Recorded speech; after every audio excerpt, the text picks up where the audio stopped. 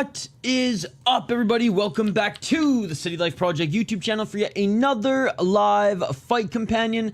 Joining as the card has already begun. We're a few fights in, coming off a crazy good knockout there by Tanitsu. We are joining halfway through, just about halfway through this one Friday Fights 99 card. That is right, one Lumpinee, one Friday Fights is almost at 100 shows. We've covered a handful of them. We covered at, I think, like the first like 20 to 30 shows pretty consistently. Then I started having to work on Friday, which, surprise, surprise, the reason we're starting an hour and 15 minutes late is because I had to work this morning. Little emergency. Woke up to a couple phone calls and a voicemail. Some content needed to get done. We got it done. We are here watching fights now. But I'm very excited to host and cover the one Friday Fights 100 card. And we will be live for the pay-per-view in just a few weeks as well. One going back to Japan. One 172. Yes, I already bought the pay-per-view. Damn you, Shatri.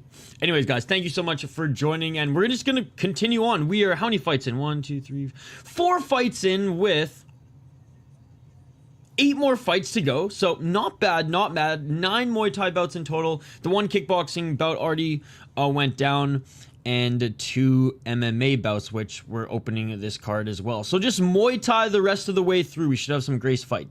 We should have some great fights. Yo, Jelani, how you doing, brother? Great to see you. Great to see you. Just got back from a massive competition in Thailand. Nice, man. Nice. How'd it go? Hope you came out of it victorious and relatively injury-free. 99 fight cards. Boom. What's up, Gary? Good to see you. Guys, it's almost good that like I'm not going to be doing any more streams today. And I am going to be screaming probably and yelling at a hockey game. So maybe this next point is like moot. But man, yesterday back-to-back streams, my voice already seemingly like going. So maybe it's a good thing that I'm not doing this entire card here this morning and taking a break this afternoon from at least screaming, calling fights. By the way, we got another Japanese fighter in this next one. Instead of Japan versus Myanmar, this one's Japan versus Thailand. Iko Ota going up against a 32-year-old Petmuangthai. Went 8-0-3. Dude, congratulations. That's fucking awesome. Phone is tripping. No worries, no worries. That's fucking awesome, man. Congratulations. Like I said, hopefully you came out of it relatively injury-free. I still think the most badass thing that's ever occurred on the live stream on this channel was when you were in the chat, warming up, getting taped up. You went and fought, came back in the live chat, sent us pictures of your bloody gloves after knocking that motherfucker out. In the Discord. That shit was awesome. All right, fighters are making their way into the ring now. Let's do just a quick little rundown. Iko Ota, let's see. Like I said, 23 years of age. He's 1-1 in one championship, coming off a win at one Friday Fight 69 almost a year ago. Nice. And he did get a knockout in the second round in that fight. He lost a decision in his debut at one Friday Fights 59. So he hasn't been knocked out in one championship in his 2 fights yet. Petmuangthai, 32 years of age. He is 2-1 in the promotion, coming off a loss at one Friday Fight 76. Unanimous decision. And his 2 wins have been via knockout against 2 Thai guys. Both in 2024. All 3 of his fights were in 2024. Both his wins are in 2024, where he got a knockout at one Friday Fights 52 and a knockout at one Friday Fights 61. So 2 guys with finishing ability, 2 guys who are tough to finish, going up against each other in this next one. Smash that like button if you haven't already. Ring that bell for notifications and subscribe to the channel. We do fight companions all weekend, and we started yesterday with back-to-back fight companions, doing a little one championship this morning, and then tomorrow UFC picks and predictions, a little octagon, some KSW, UFC, and then maybe some Japanese MMA in the evening as well. We shall see. We shall see. So unfortunately, I will not be able to cover the one championship card later today, as I will be away watching some hockey today, but I remember that. Prime me before my shoulder injury, and I didn't get too injured. I just got dropped and cut in my last fight. Well, that's good. That's good. And shoulder's doing okay now? Fucking rights, man. 8-3.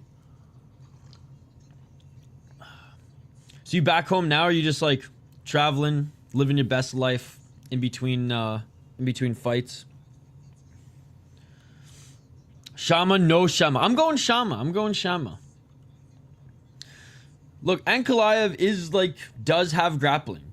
He does have grappling. It is there in his game. But like, he ain't out of Khabib's camp, right? Like, he's had his longtime trainer. They've hovered around the Akhmat camp and some other camps in Russia and the Dagestan region. And he paved his MMA career and his path to the UFC by knocking guys out. And more so on the feet than like ground and pound finish. Now, do I think he's going to get cute and like want to kickbox the prayer? No, but like all the fights start on the feet. I don't think he's going to throw a takedown before a punch sort of thing. You know what I mean? So, does he have definitely the edge and potentially could get a submission if he gets the back or potentially get the ground and pound finish? Sure. That's 100% there. That's probably, you know, I'd imagine that's the run-of-the-mill analysis. Pereira could catch him on the entry, man. He really could. And maybe he's just been working on takedown defense like crazy, and Glover's just been drilling that over and over and over again, and that's all he has, at least enough to knock him out. But we'll see. Back now, not fighting for another 4.5 months. Yeah, take a break, train, then get back on the horse. That's a lot of fights you've had recently. Speaking of fights, we have both of these fighters in the ring now, and they're actually performing the WACRU. So I guess this is like the co-main event, the end of the first portion of the card. So the fighters are performing their WACRU right now. Again, big shout out to everybody in the live chat. Appreciate you guys. Good to see you here.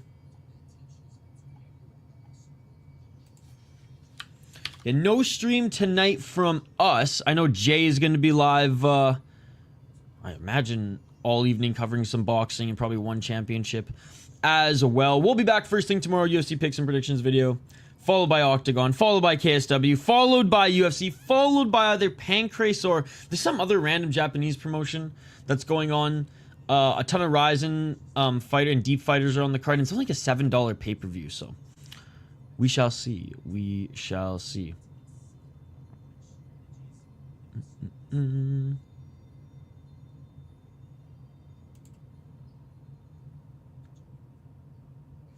All right, WACRU's performed. Fighters are about to be introduced in the ring. Hey, what's up, Scott? Good to see you. Happy Friday, man. Happy Friday. I'm listening along in my truck on my way to work. Man, I woke up to like a voicemail and some missed calls. Just some like quick things I could get done before, because today's like I'm taking an early Saturday. I'm leaving in a few hours here to go out for lunch, and then the whole day at the Minnesota High School Hockey State Tournament, all day and all evening. But I had some time this morning to sneak in some fights and some work, so there you go. So my work day started in one of those like 5:30, 6 a.m. panic. So that's why I started this late. But hey, glad I can provide you a little bit of color on what's going on during this event while you're on your way to work, Scott. And again, I won't be covering fights tonight, but our boy Jay will at Rush Hour Fight Club. And then tomorrow I'll be back, a full day of fights, Octagon, KSW, UFC. Maybe even some Japanese MMA that we can fall asleep to as well, Scott. Let's be honest, we're not going to fall asleep, especially if there's soccer kicks to the face. All right. Fighters are about to get going here, guys. Just announced. Again, 8 more fights on this card, ladies and gentlemen. Or 7 more fights after this. That's dope, man. Hope you have a great time this evening. Thank you. Yeah, dude. So, like, high school hockey in Minnesota is like... And again, obviously less people because, like, less people in the arena. But it has that same vibe, like, state vibe as, like, high school football in, like, the South or, like, Texas, right? 18,000 people for semifinals at the XL Energy Center where the Minnesota Wild play for high school hockey. It's just such a sick atmosphere. And they don't even sell beer in the arena for those games. And they still draw a crowd like that. That's amazing. All right. 2 minutes and 45 seconds on the clock. Hey, what's up, Zion? It's good to see you. Good to see you. How you doing, brother? You excited for the Japanese card? 172. I already bought the pay-per-view. 2 minutes and 36 seconds. Front kick by Petmuangthai.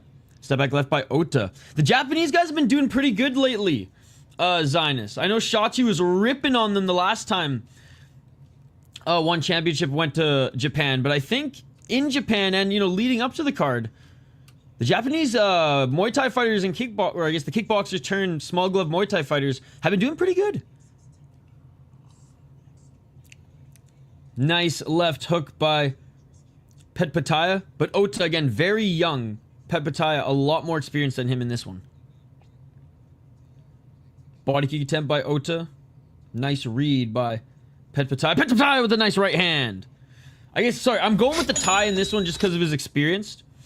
But Ota is a solid prospect. Nice high kick by Ota. I was just going to say, with some good kicks.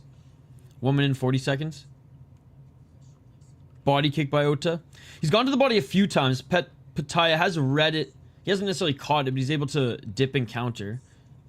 Petmuangthai, he likes that step in left hook followed by a right hand. Each of them throw the kick. Halfway through this first round. Nice straight left jab. Petmuangthai. That left hand's getting through, whether it's the hook or the straight. Right uppercut by Ota. And Petmuangthai just seems like he hits a little bit harder, guys. Just seems like he hits a little bit harder. 102. Ref separates as they clinch there. 50 seconds on the clock.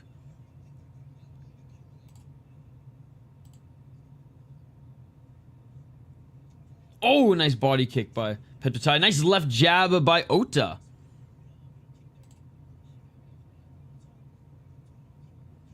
$39 seconds. Oh, nice step back right by Petmuangthai as Ota is trying to pressure him into the corner. Some shots in the pocket, but neither of them really landed clean. There's a left by Petmuangthai. 24 seconds. Oh, a nice straight left by Petmuangthai.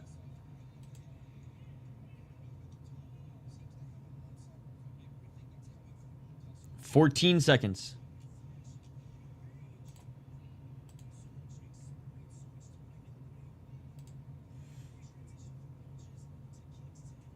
I think Ota will get this. Kyle, how's your Friday going? Guys, don't forget to smash that like button. And that's it for the first round. That's it for the first round. Man, I was talking, or who's talking to me last night in the live chat? Was it Chris Cushman or was it Activate A? It might have even been somebody else, so my apologies if I'm mixing it up. But like, Octagon with the K and KSW gotta stop doing shows on the same day, but they're probably not going to anymore because they're at war right now. Right? Like KSW's like the only one, the president or owner of KSW, like he came out and said, like, nah man, Octagon is still far behind us. We're still leading European MMA. And so like they're not going to do each other any favors, and they're pretty much going to go head to head on same days now, I imagine, which is annoying as hell. Not always intentionally, but they're not going to go any way out of the way to avoid being on the same day as each other now, which is annoying. Japan's showing out. Yeah, dude, yeah. I mean, this kid's pretty good. He's only 23. That last kid was sick. How's it going, Ben? Well, I always choose the Japanese fighters. Round two. Again, the Japanese fighters aren't used to the small gloves Muay Thai, though. Not that, like, the Thais are, but the Thais are more savage. They've been fighting probably without gloves more than even with gloves their whole life. Despite having 200 fights probably with bigger gloves. But this Ota kid is talented. 2 minutes and 35 seconds. A low kick by Ota. Kick to the body. Yo. I just always root for the Japanese fighters so I don't have to watch grown men cry. Well, win or lose, they do cry. So that is a...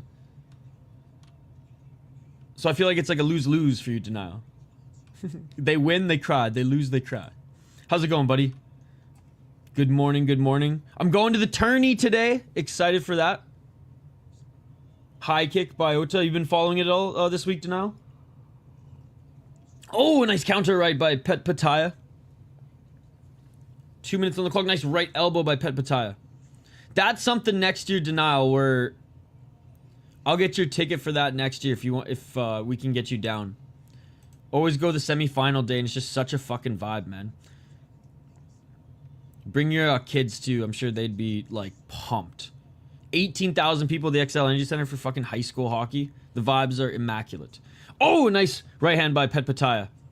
Hopefully your guys will make it further, because I don't think they made it to the semis. I haven't looked at who won last night. 1 minute and 27 seconds, or who. I haven't been keeping up with it as much as I did last year. Oh, counter right by Petmuangthai. But I know your team last year did pretty well. Nice right hand by Petmuangthai. Nice right hand by Ota. Ota's eating some big shots. Petmuangthai has just landed the better counters. He just opened up a cut on the nose of Ota. Friday has been all good. Already 4 p.m. here. Got my tax sorted for the year. And just cracked a beer. Dude, that is amazing. He freaking rhymed in that as well. Oh! Ducking the high kick by Petmuangthai with a counter right hand. Petmuangthai, man, he's just schooling him, getting those shots through. But Ota is still walking forward. Left jab by Ota. Swinging a miss by Ota. Morning, sir. No, I haven't been outside of Hibben. Oops, H-Town. Yeah, Hermantown not in it this year.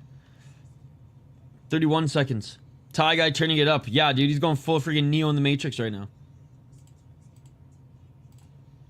23 seconds. Oh, right hand by Ota, but then another counter right by Petmuangthai. I mean, Ota is blocking some of these shots, but Petmuangthai is doing a good job of adjusting here.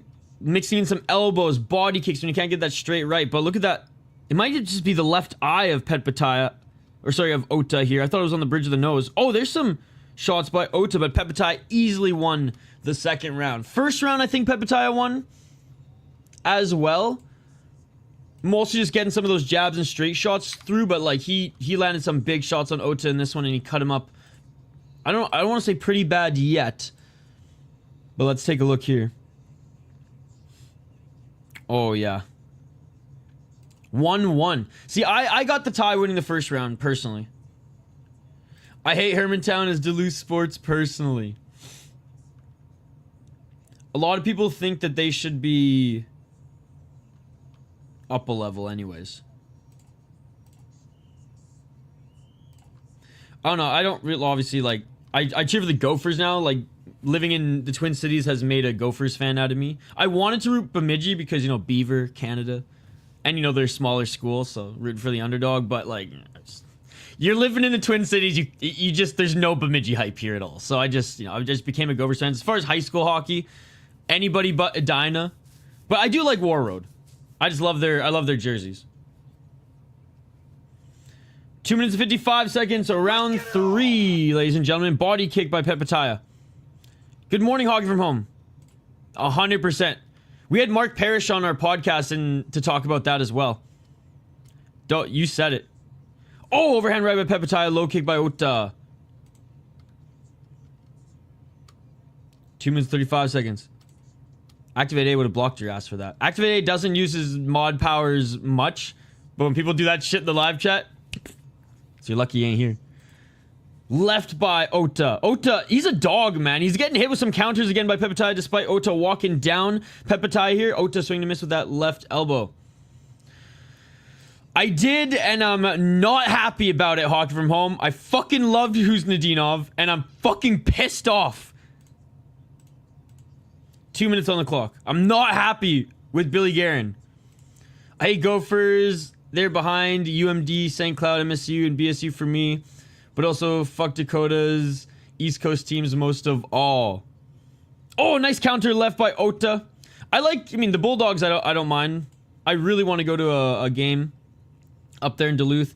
It's cool to kind of root for the Tommies now, St. Thomas, because since coming to Division 1, like, what, 3 years now, the program has already grown so much where they're like competitive against top teams, which is cool. 1 minute and 28 seconds, swing to miss by both these guys. They clinch. Petmuangthai with some knees. 1 minute and 26. I also go and like interview a lot of the Gopher guys on the team, and they're just a bunch of beauties. And there's a few, and dude, there's one kid from my hometown too, who's like, his parents like live near my parents, which is just hilarious. So I'm a Gophers guy now. Small rink hockey, man, whole different vibe. Oh, 100%. I like the game with the smaller rink personally. Despite me talking up Olympics all the time. 55 seconds on the clock. Ota walking down Petmuangthai. If Ota gets a knockdown, He could tie this fight. He could make it a draw if he gets the knockdown, and that's what he's trying to do. He's walking forward again. 45 seconds. Left by Ota. Actually, we, Hoppy and I, we went to Mariucci and interviewed the 2 goalies for the Gophers. Absolute beauties. Couldn't be more opposites. One Alberta boy, one fucking Quebec kid. But just, they split time this year and they've dominated. Both new to the team, and they were characters. They answered all the funky goalie questions too. 15 seconds. Walking forward is Ota. Let's see if he can get something here. Again, if Ota gets a knockdown in the last 10 seconds, he could at least force a draw. Clinching Petmuangthai. And that's going to do Ota with a couple shots here. And that's going to do it. Minnesota closed the gap when they started to take Canadians. True, locals and Canadians, and not only that, Canadians, like, first round draft pick Canadians who either came right out of, like, the BCHL or transferring. Honestly, based. When I was a kid and teen, they were so Midwest and I'm biased. It helped St. Cloud and UMD. Dude, the St. Cloud rink is actually a vibe. I've gone there. The food there is amazing. The rink food, I mean, it's so bad for you. I felt like shit after eating it, but like at the time it was amazing. I think it's like eight or $10 for like a big styrofoam just bucket of like to go, you know, box. And it's basically fill whatever you want from the buffet, and if you can close it, you can take it.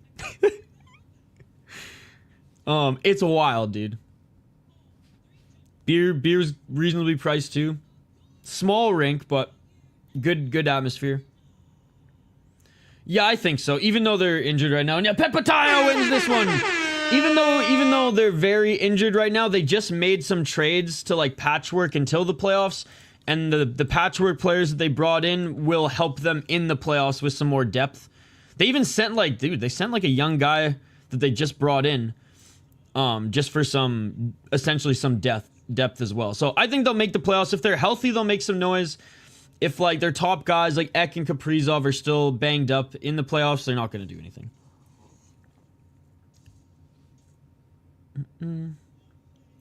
That would be funny, and honestly, I would pick Drager to win. I would pick Drager to win.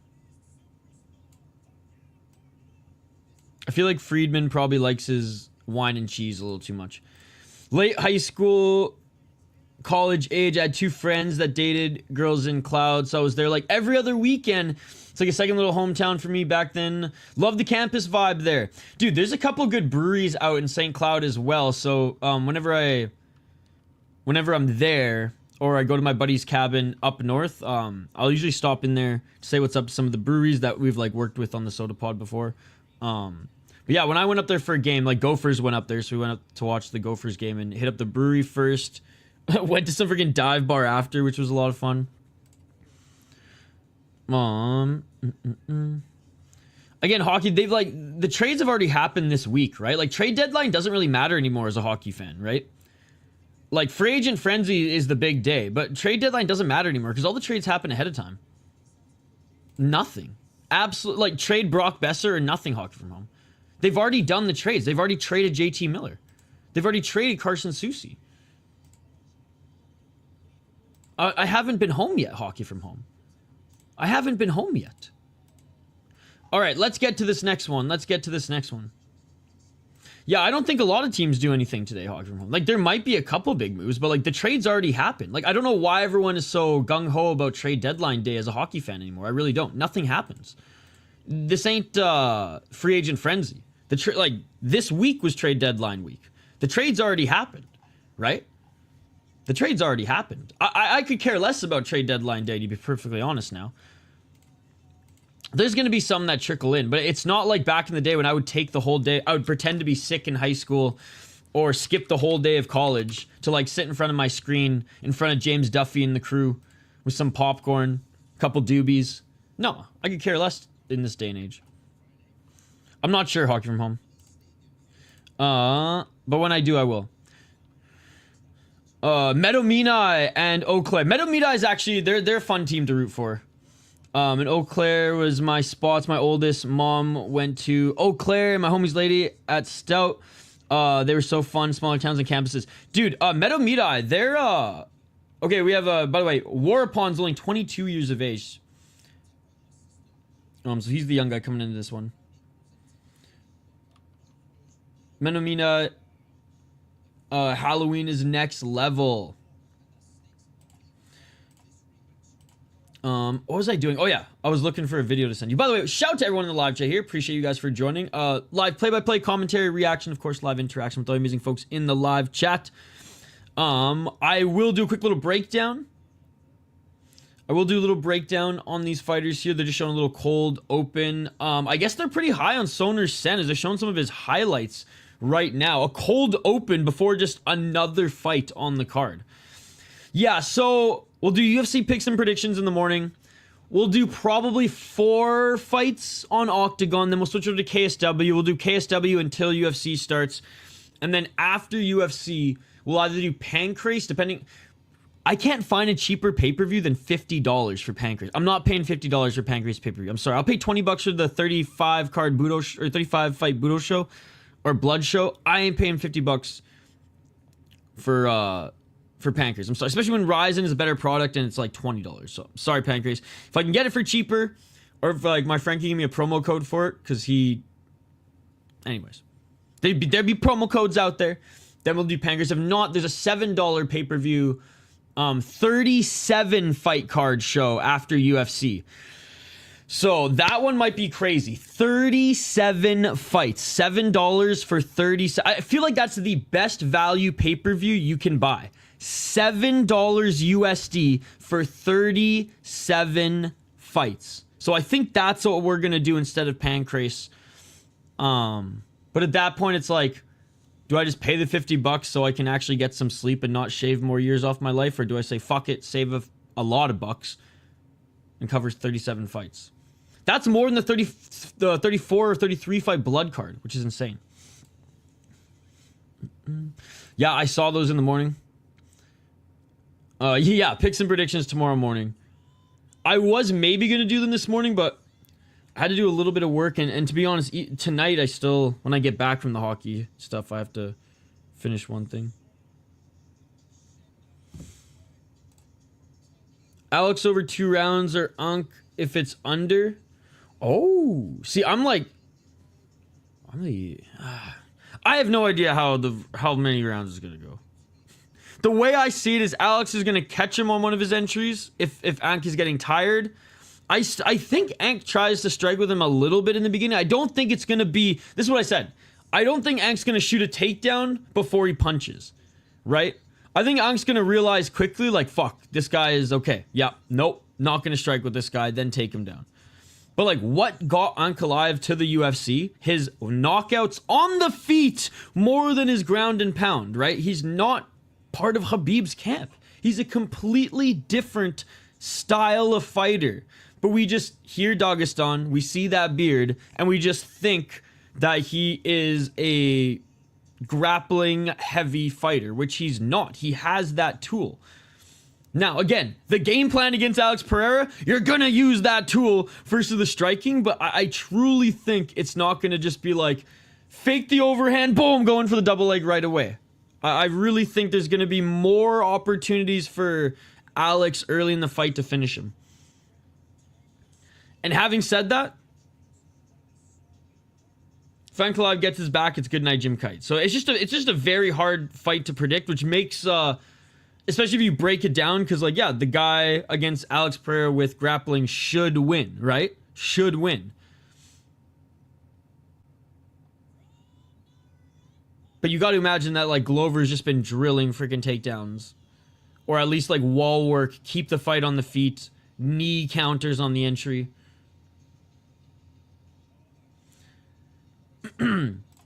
I like Fiziev. I really liked his performance in the first. If Gaethje didn't do the damage that he did, I think Fiziev would have won that fight. I think Justin Gaethje as an underdog though is amazing value. I don't know. Does that one go the distance? Do we trust Gaethje? Are we continuing to trust Gaethje's chin? I mean, I do. I think, you know, it's not like he's been cracked over and over and over again. He had one bad crack, right? And Fiziev, how light on his feet is he going to be in this fight coming off surgery? I just think an Ankh won't be able to handle him if they're not dry. Alex is strong, sturdy dude. Yep. And just think of striking ahead of his, and you got to win an MMA fight. And Fiziev, short notice, going to go for broke, I think, and try to finish what he started early last time. And Justin is my logic there. Am I rooting for Fiziev? I won't lie. Dude, Fiziev, I will say this. You know how I say I don't really root for many fighters in the UFC? I'm not really a fan of many fighters. I'm a fan of Fiziev. I'll say it. Like, I don't watch him enough because he's not super active because of all his injuries and people ducking him and not wanting to fight him. Because he's been healthy. Didn't he say for like 6 to 8 months? And he's been ready for a fight, but just no one wants to fight him in the UFC, that he had to fight Gaethje again.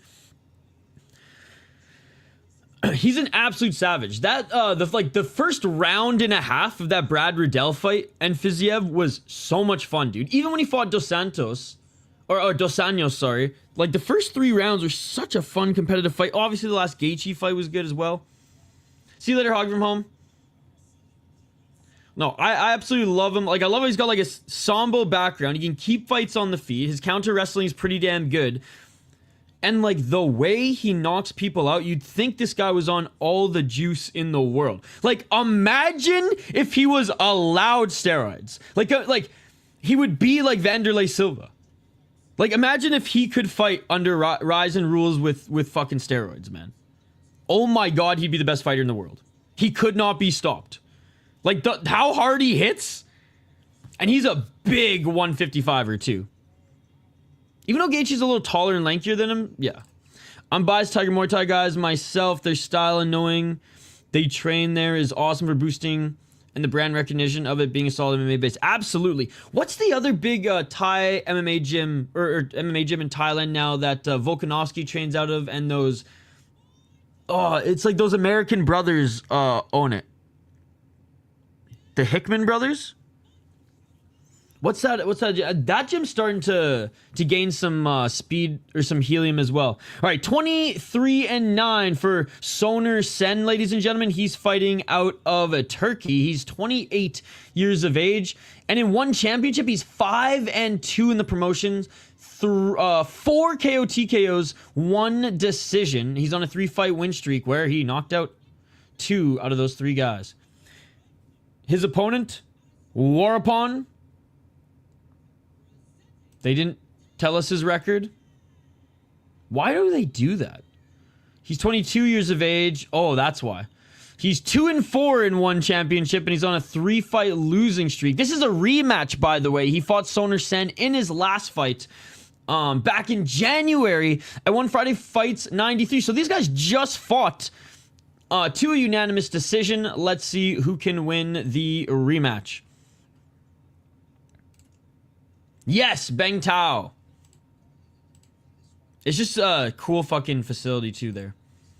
I mean, Tiger's obviously like the big OG one now with a lot of big names training there, but I might be a little biased too because like one of the Hickman brothers was in the live chat one of the times. Same with 2 minutes and 45 seconds, by the way. One of the top trainers at a Japan top team from Ryzen. Both got a knockdown. Low kick by Worapon. I've never seen any body fat on Friday fights. Bangkok's like the new school version. I like Tiger because it's the straight motherfucking jungle. 2 minutes and 23 seconds. Tiger Muay Thai is like, our initiation is you're going to get staff from our mats, but after that, it builds character. I'm kidding. 2 minutes and 12 seconds. Low kick. Worapon moving forward, pressuring, set on the back foot, and just absolutely tearing apart his legs here. 2 minutes on the clock. Low kick again by Worapon, then inside low kick. Tiger and Khabib's gym share that logic, 100%. You have to like swim in Khabib's gym. Woman in 46. Underhooks in the clinch here by Sen making sure Worapon didn't have any room to strike. Yeah, if you can win some of our crazy sparring sessions on the staff antibiotics, you're a real fighter. Do you want to be a fighter? Do you want to be a fighter? Oh, overhand right by Worapon. Counter left by Sen. In the clinch again, knee to the body. They each land knees to the body.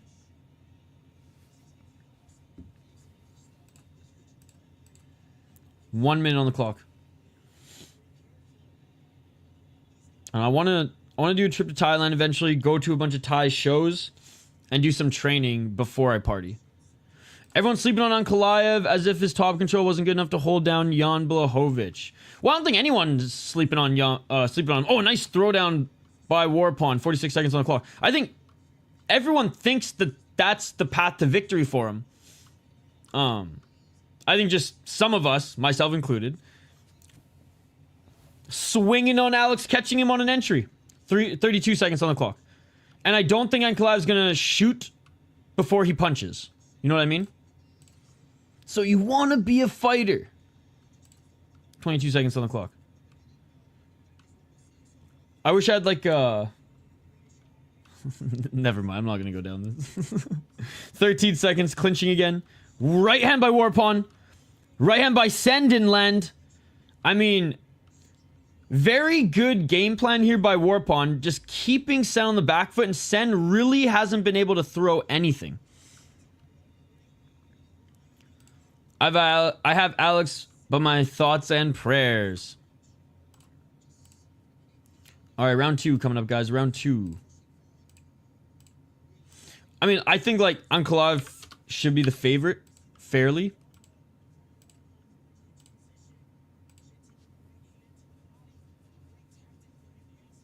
But yeah, I'm swinging with Alex on this one, guys. Smash that like button if you haven't already. But you know what? Let's get a poll question going. I know there's not a lot of people watching this one, but that's okay. That's okay. We'll gauge your guys' opinions here in the chat. Round 2 coming up.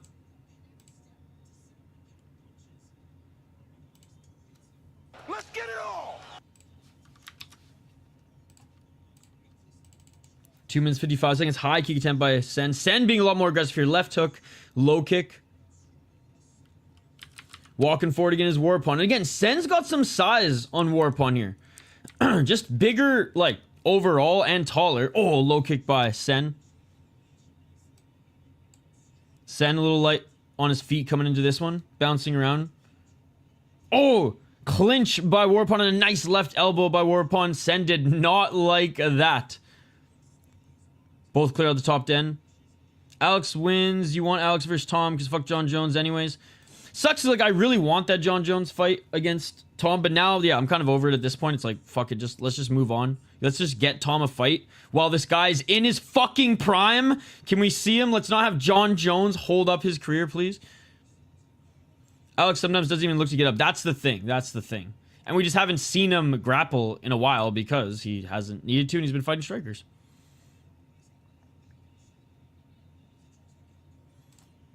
Oh, you're a Rodtang fan now? 1 minute 44 seconds. I was a fan of the older Rodtang. The new Rodtang, this rice overeaten, non-fighting, injury-prone, dress-wearing Rodtang, not my guy. Arguably most talented heavyweight from a well-rounded aspect in athletics, and we just slow in installing him. Yeah, Tom Aspinall, it's crazy. 1 minute 21 seconds on the clock. Again, Warapon's moving forward. Given no room for Sen to work at all. Worapon with another left elbow in the clinch. Right hand by Worapon. Right uppercut by Sen. Was he actually? Oh, man. What's his rum called again? 1 minute. Left hook swing and a miss by Sen. How's it going, Degenerate Dane? Step back left by Sen. Worapon continuing to move forward. Complains about heavyweight fighters and punishes the best one he's ever had. Dana Logic. It's in... Yeah. I think even Dana's getting fucking annoyed right now. All that promoting of John Jones leading up to the Stipe fight. Where's all that praise now, right? He's even saying that if Alex Pereira beats Ankalaev, that Dana might even admit that Pereira's pound for pound. Like, oh my god. Poor Makhachev. 25 seconds on the clock. Shit. That's crazy. Well, Dallas ain't getting Kirill Kaprizov in free agency. If he does go there, that's good at least. So this is Jamie Benn's last season, I'm pretty sure, Hawk from home, so I don't think they're going to re-sign him. Walking forward to Sen, final seconds of this second round. Sen with a right body shot. And that is it. No knockdowns yet in this very close fight. I got Worapon winning the first 2 rounds. Quite simply, has just landed the better shots. He's making it difficult for Sen to even hit him. And the biggest shots, in my opinion, have been those elbows in the clinch. And those came from Worapon. Yo, what's up, Robert? G. Ain't nothing but a G thing, baby. How's it going, buddy? Alex wins. He's the light heavyweight GOAT. I don't give a fuck what anyone says. He wins heavyweight belt, then combat GOAT. It would be one of, like, he will go down in history as one of the greatest combat sports athletes of all time. Because, like, he's 37, 38. Like, he's getting up there, you know? No wonder he's fighting so much right now. He's fighting until, you know, this is the last window of his prime. Hey, what's up, Lauka? Good to see you. Lauka devastated. Lauko on the Minnesota Wild was traded. I like Lauko and Husnudinov. Your name reminded me of that. Round 3. It was a bit of a stretch for Alex. Pereira beats the free. No, he doesn't. Shut the fuck up. Someone ban Ben. Give him a timeout. 2 minutes and 43 seconds on the clock. Body kick by Sen. Nobody beats Phil DeFreed, the greatest heavyweight of all time, the greatest heavyweight of our era, the greatest heavyweight on the planet currently. It's been a decent card. 2 minutes 25 seconds. This fight hasn't been the most, like, entertaining as far as, like, a banger. It's been very technical. 220. Looking for the clinch again is Worapon to land some more of those elbows, but a nice knee by Sen. I'm just kidding. Don't ban Ben. But Phil DeFree's the GOAT. 2 minutes and 5 seconds on the clock. I'm not even being facetious, too. He's got the longest fucking win streak, I think, in heavyweight MMA history? How long? No. Fedor's was still longer, I think. But, like, it's getting up there, dude. It's like 13 win streak, 12 title defenses, something crazy like that. 1 minute 48 seconds. Ref separates. Oh, big right hand by Worapon.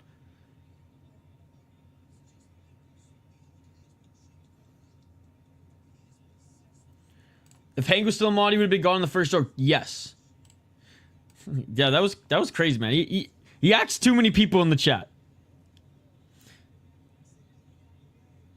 1 minute and 22 seconds. Alex is the GOAT of light heavyweight if your name isn't John Jones. 1 minute and 15 seconds on the clock. And they clinch again. Worapon looks up at the clock.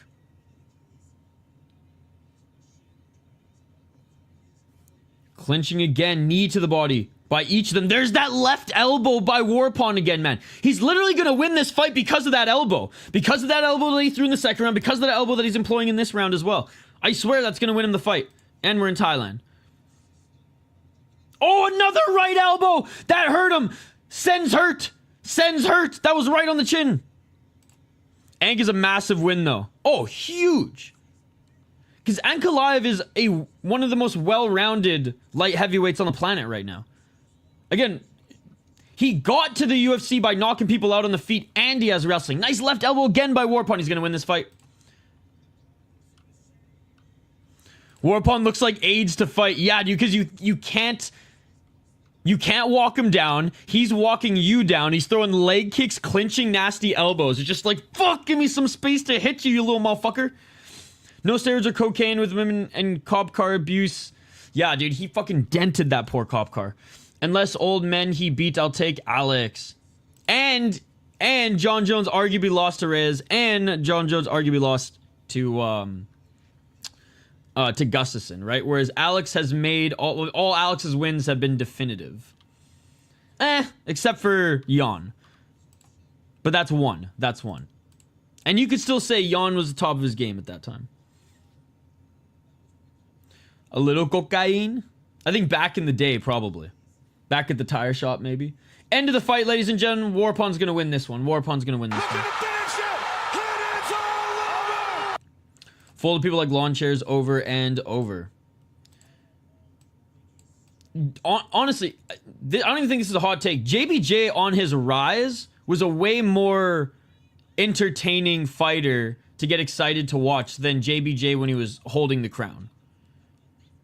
Like, the JBJ that was fucking standing, guillotine choking Machida, walking away, leaving the legend's dead body there on the ground, half dead body. Like, that was the John Jones that I was excited to see. I could care less about John Jones against Stipe. Aspinall, I mean, for so many reasons, I want to see that fight. Less about, like, how competitive the fight's going to be, and more so just, like, you got to fucking unify the belt, bruh. Yeah, and he was also dealing with substance abuse issues, mental health issues, and then look what happened when he got his life back together. Look what happened when he got his life back together. Greatest heavyweight of all time. What's up, Morpheus? Loco woke up and chose violence. I'm stoked. Filter Free signed his last contract in KSW, 3-fight deal. So I'm excited. His fight against Sakai was not the greatest, but he got the win and then came back and absolutely destroyed that Croatian cat, right? Who he beat when he was younger as well. Oh, Lauka. Someday you won't be a casual. Someday you won't be a casual. But we love you anyways. We love you anyways. Imagine thinking Phil DeFreeze not the greatest heavyweight of all time. Certainly not the greatest heavyweight right now. Big ol' sigh, Lauka. But that's okay. That's okay. You'll learn. You'll learn. That's why you're here. That's why you're here. Agree on JBJ. 100%, dude. Was so much fun to watch. Stipe lost to Stefan Struve. Stefan Struve, in fairness, like, he had his moments. He had his moments. The GOAT is chubby Russian politician who lost to Ryan Bader. That was then... Wait, I do not think that Fedor is a politician. Far from it. I think the politicians actually want him dead. And have threatened his family a few times. Literally with... I think even with violence. So... I just heard of Phil de Bread. De free. That was then.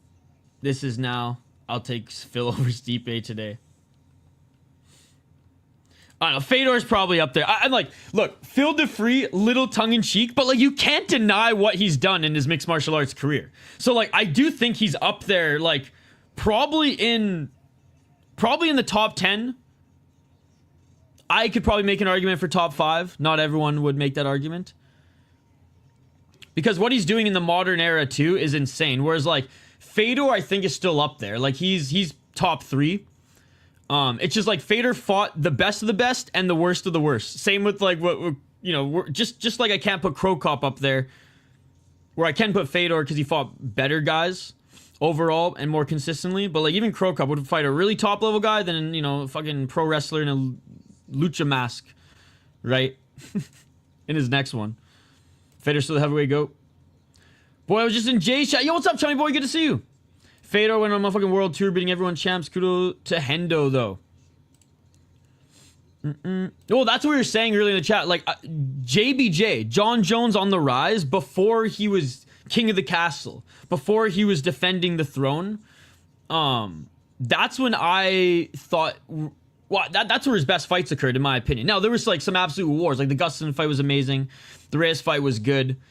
And he did have some nasty finishes as well when he was defending his throne. Do not get me wrong. But, like, the rise, man, when he was taking out, like top guy, former champion, left, right, and center. Yeah, it was just wild. It was just wild. Sen lost all his confidence in the first round. Yeah, and then those elbows, man. Those elbows. All right, let's get to this next one.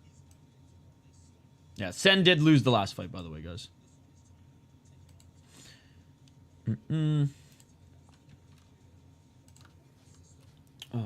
Okay, we will tee up this next one. I was getting a poll question together. Now I know what the UFC's poll question is going to be now. It's going to be who's the greatest heavyweight of all time. No, hey, Lauka, I'm just teasing you. I'm teasing you. Again, like I said, it's a little bit tongue-in-cheek, but if you, like, actually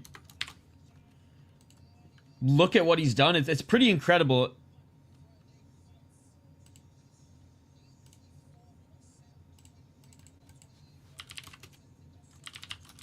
Okay.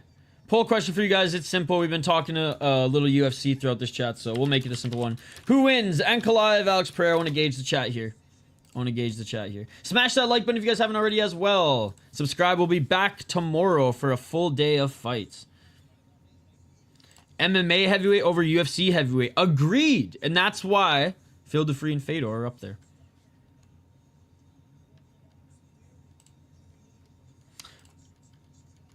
Okay, in 2012 he was elected. Okay, I thought you were talking about recently. And I was like, I'm very positive he wasn't running for politics recently. It's because he spoke out against Kadyrov. So they targeted his daughter. As casual hearing Phil DeFree being the greatest heavyweight is kind of crazy. Again, I think top 10 of all time for sure.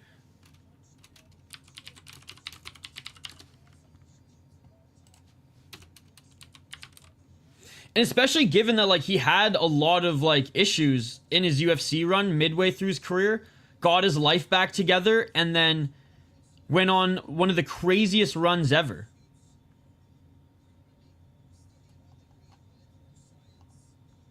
"14-fight win streak, 11 title defense."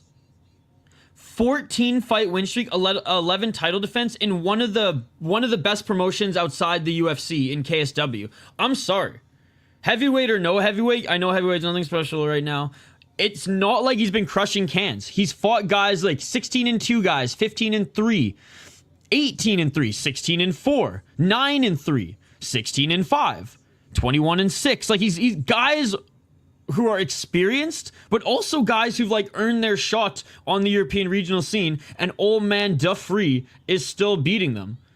He's got 14 submissions, 7 knockouts, 5 decisions. Like, it's fucking in a league where everyone's fucking roided up to the max, and his chin has been able to last. He's been knocked down a few times because of the big, you know, roided monster shots.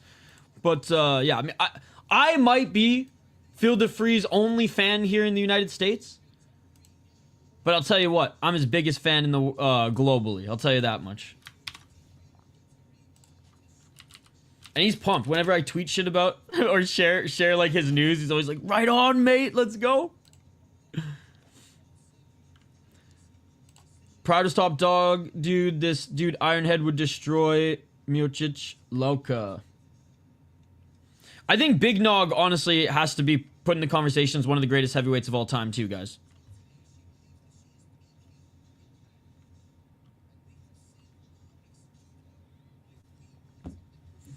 Let's play as Demetrius Johnson and Phil DeFree. Yeah, he's getting up there in age now. So if they put him up against like you know, a mid-30s guy again, who's like on like a 3-fight win streak, then it should be good. Should be good for him. If he's up against a faster, younger guy who can out grapple him, because he is a really good grappler, then I'm scared. But 3 more fights, win or lose his next. Even if he loses his next 3, he's still an absolute legend in my books.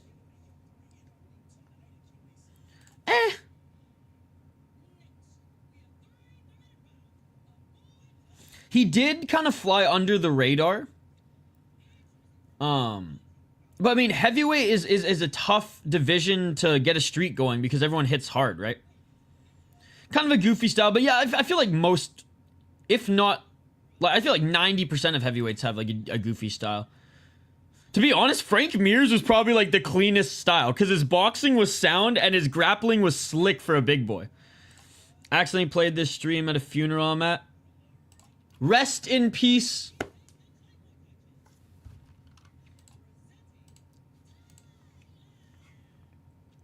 All right, the women are coming out here now, being introduced in the ring. Tangtang.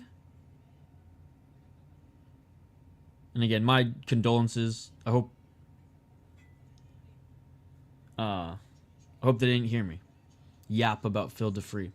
Coming off one win against a Japanese chick at one Friday Fights 89. She beat a unanimous decision to Tangtang. Nongfahsai. She's a Senshai. Round one, by the way, guys. Oh, side kick, body kick, right hand by Tangtang. Tangtang friggin' aggressive here early. Nongfahsai. She's 2-0 in one championship, one decision, one knockout. Tim Sylvia, the GOAT. Dude, the GOAT at not tapping to fucking arm breaks. You misspelled Sean McCorkle. Bro, Phil DeFree would kill that man. I would agree. I would agree.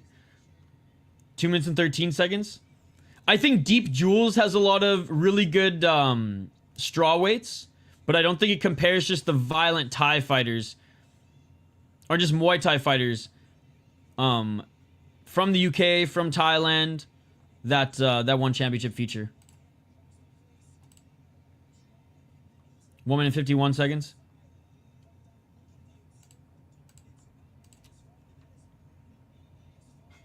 And again, in more of a martial arts rich culture. Oh, nice step in left by Nongfahsai.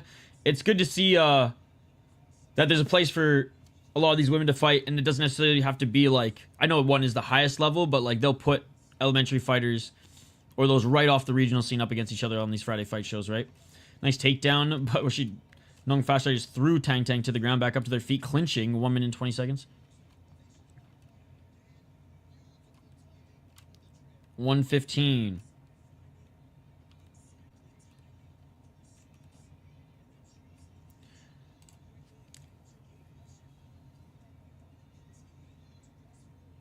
One minute. I think it was like 3-4 years ago. It's been slow, but maybe just because like we just haven't seen a lot of the best gals fight each other recently. 50 seconds. Oh, big right hand by Tangtang. Another right hand by Tangtang. And Nongfahsai laughing. This is actually a scrap, man. Kompet is the best chance ever. Your best champ ever. Emotional damage. 34 seconds. That should have been the poll question. Who's a better champ, Pena or Pennington? Female PFL featherweight is the real top dog. 20 seconds.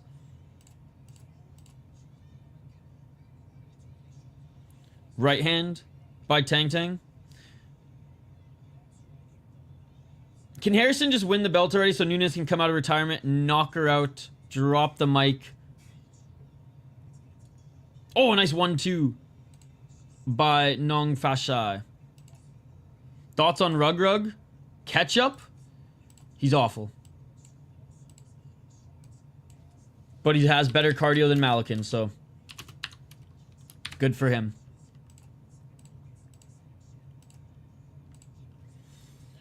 I don't know. He's a pro fighter, man. No disrespect. He trains hard. He's a champion. I get it. But, like, what the fuck was that last fight, right? It wasn't a fight. And it was really disappointing. Rugberg is a national treasure and a legend. You know, the one heavyweight champ, dude. That was one of the most disappointing performances I've ever seen from Malikan. And he literally gave that belt to Rug. I'm not one to scream collusion. I don't think there was any. I just think that was like Rose, Namajunas, Carla Esparza territory bad. Fuck him and Antoli. I hate them both after that. Yeah, honestly. I try not to be Hank on the live streams, but like, what the fuck was that? You know what I mean? 2 minutes and 44 seconds on the clock. Love you, Steve. By the way, I keep seeing targeted ads for Steve's training camps on all of my shorts now, and I like every single one. 2 minutes and 32 seconds on the clock. Exactly that. Body kick by Tangtang. By the way, shout out to everyone in the live chat. Appreciate you guys for hanging out. Oh, short right elbow by Nongfahsai.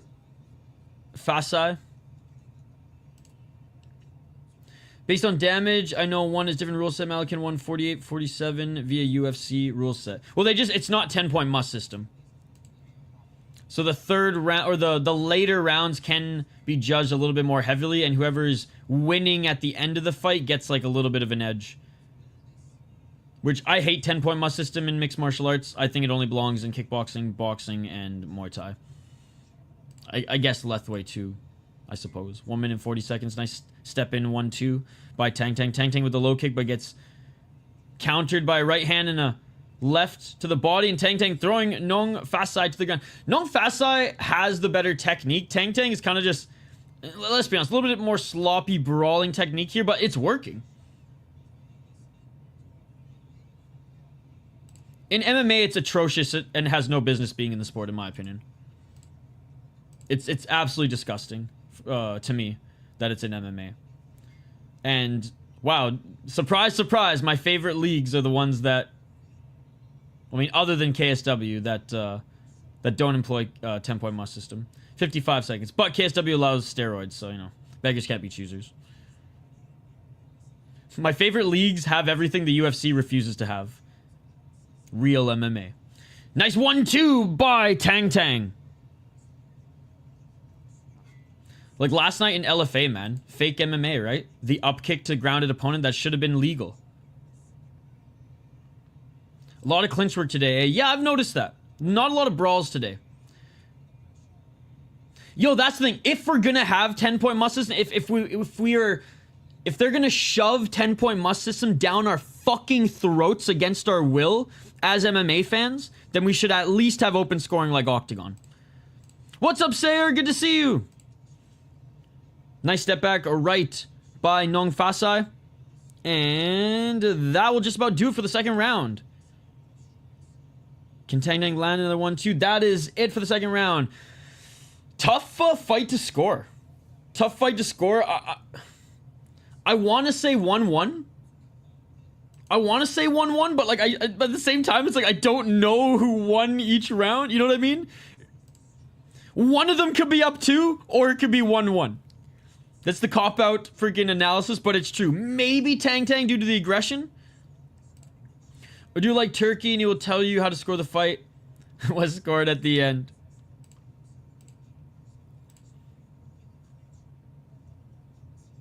I just think everything should be like Ryzen, right? So that's... I'm a little biased, but I'm biased because I think it's the best way.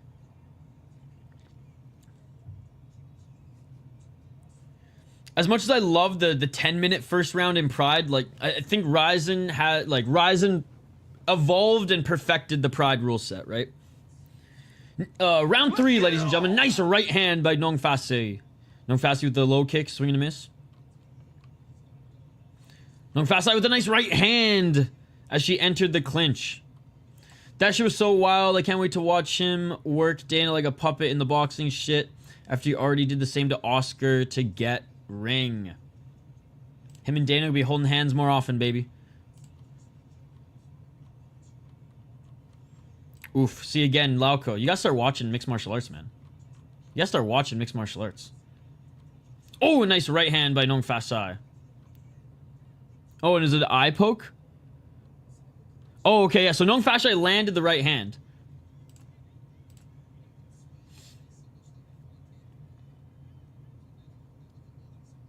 I definitely put Ryzen MMA above one championship these days. I guess that's not that big of a hill to climb. Definitely not as good as Octagon and KSW right now, but I would say it's better than pretty much every other one. And then you come to North America, obviously PFL is a little bit deeper. 1 minute 55 seconds on the clock. But no, they would go head-to-head with Bellator, which was good. 1 minute 48 seconds. And they just have the better rules, man. And it sucks they come over to North America and the North Americans almost have the edge because the Ryzen guys can't kick them in the face or knee him on the ground. Step back left by Nongfahsai. I'm kidding. Oh, nice right by Nongfahsai. Isn't it wild to watch how the rich control the rich? The rich control the rich. Yep. Dana White in boxing is kind of crazy. Oh, Not a knockdown, but a fall down. Nongfahsai falls on top of Tangtang. And if this was a different streaming platform, that would mean a whole different, that would have a whole different meaning. Am I right, Denial? Am I right? Just Gondraj be involved in everything.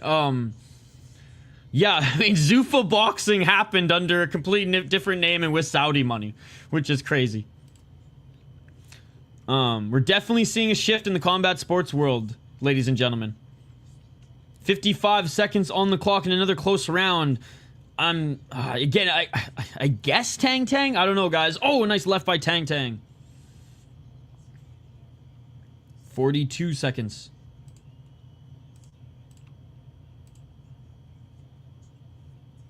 Oh, a nice right hand by Nongfahsai.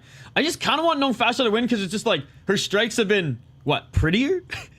And the counter 1-2s have been nice. But Tangtang's just been a dog in this one, walking forward.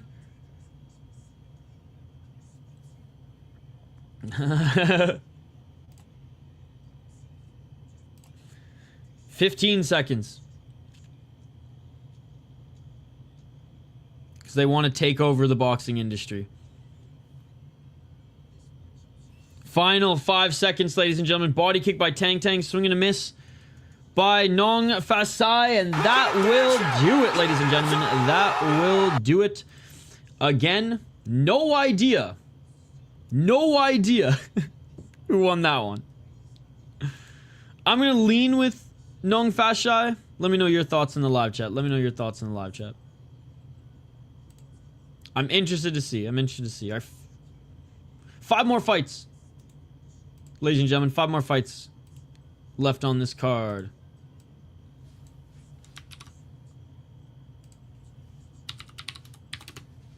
All Muay Thai fights, all should be bangers.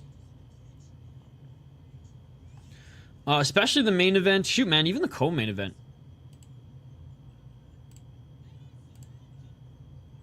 Alright, we're listening in for the official decision. Which this one actually, like, there's not a clear winner here, in my opinion.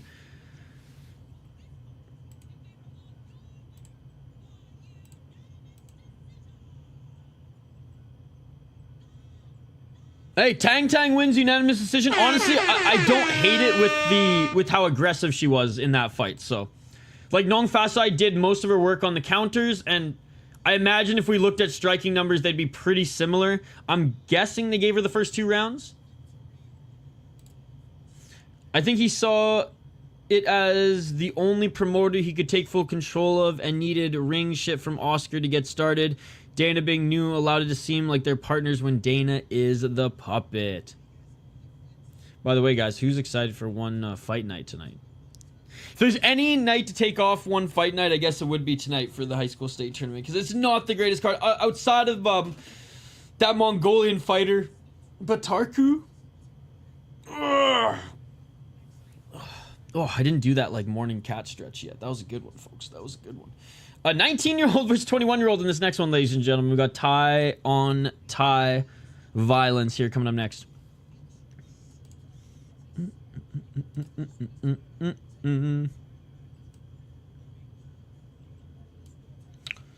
I swear I've seen Yod-IQ main event Friday fights like 50 times. I think this is his 3rd or 4th. When I was getting the thumbnail together, because I get the original one and I tweak it a little bit. There were so many from past Friday fights that I was like, fuck, man, I just want to find this one, 99. I'm gonna end up watching some hockey this weekend with the boys for the energy alone. Dude, tonight's games are gonna be, well, I mean, honestly, all of the games today. All the games today should be great.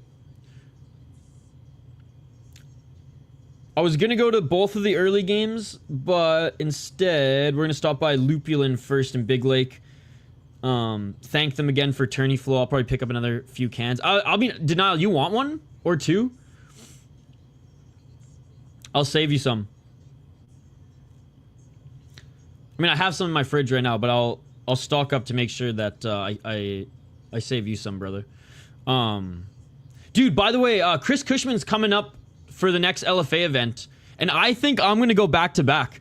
I think I'm gonna drive up to Sioux Falls after. Up to Sioux Falls? I think I'm gonna drive to Sioux Falls for the next weekend and go back to back 206 and 207. But yeah, Chris Cushman's coming to Minnesota for the, he's gonna drive, man. He's like, it's like an 8-hour drive. I'm like, dude, fucking boss. And he's bringing beers and doobies for the boys. Let's go.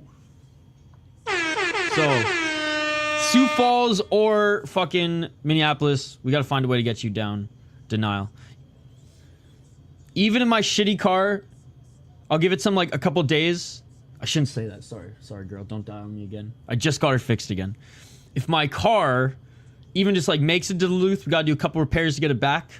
And then I drive your ass back up, and then back down. We'll figure it out. We'll figure it out. By the way, I ended up getting a ticket for when the Washington Capitals come to Minnesota, and that might be the game. Like, it's lining up that Ovi might either tie or break Gretzky's goal record when the Capitals visit Minnesota. Like, he's, what, 9 goals shy now, I think? 9 or 10 goals shy of breaking the record. All right, let's take a look at these two guys coming up here. Chathai Bang Sean Fight Club. Let me bang, bro. Let me bang. 21 years of age, making his debut in one championship. His opponent, Petmuangthai Sor Nauruemon, 19 years of age. He is 0-2 in one championship. Got knocked out in both of the fights, once in the first round, once in the second round. He fought at One Friday Fights 44 back in 2023, and last August at One Friday Fights 77. Manifu, and I actually have a spot to stay down there. I could bring the whole family to Aunts, then escape if you're mobile. Hell yeah. I was looking at today's line for these games and where you can watch them. I think, like, they're all on either internet cable or, like, what's that local channel that shows them? It's like, I think Mark Parrish is actually on the broadcast the whole day. I'm still, I'm still a noob to Minnesota, but there's like that local broadcast, some channel 5 or some shit, 5 TV or something like that. I was looking at today's lineup, but I'm pretty sure you can watch it online too. Okay, go. Petmuangthai Sor Nauruemon? Is that how I say it? And Chathai Bang Sean Fight Club. Let me bang, bro. Chummy boy. When I'm in Thailand, because I do want to make a trip out to Thailand eventually in the next couple years. In the next 5 to 6 years, I do want to make it out to Japan. I do want to make it out to Thailand. Party a little bit in Thailand, but also train and just hit up as many stadium shows as I can when I'm out there. So, beers are on me. Beers are on me, chummy boy. Hold on, chummy boy. Hold on. Let's fucking go. Chang beers, baby. I'm gonna be wearing this the whole time. By the time I'm back from Thailand, I want this to be fucking stained cream. It's still too white for a party shirt in Thailand. I'm gonna drink myself dry with all that Chang. I'll stay away from the Kratom and I'll just stick to the Chang beers. Bang Sian. Gotcha. But also, chummy boy, beers on me. Unless Kratom's your thing, but beers are on me, and you can correct me with all the mispronounced names from the fighters. Octagon MMA, the best MMA promotion with the most sauced up, tattooed, bald, criminal looking fighters. Octagon is really good, man. I'm a big fan of Octagon. What's on that hat? All in the hips. All in the hips. All right, this fight's about to begin, ladies and gentlemen. Fighters are in the ring now. They're being announced. And two young guys here.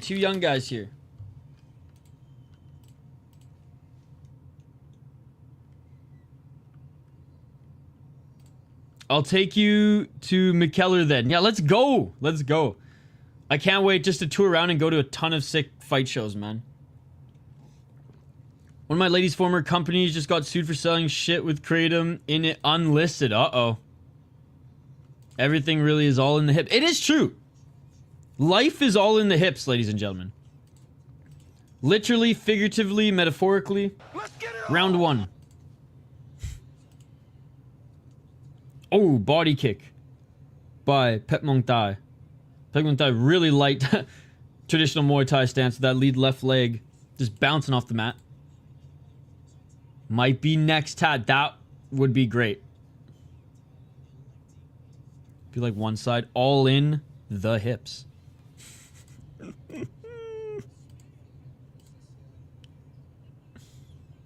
You're literally a walking article. Oh, another body kick by Chathai.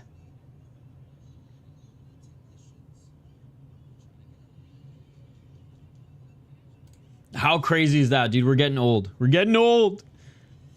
In a very interesting matchup, as it's a wrestler and grappler against a striker in Joshua, against a boxer, right? So it's going to be an interesting matchup.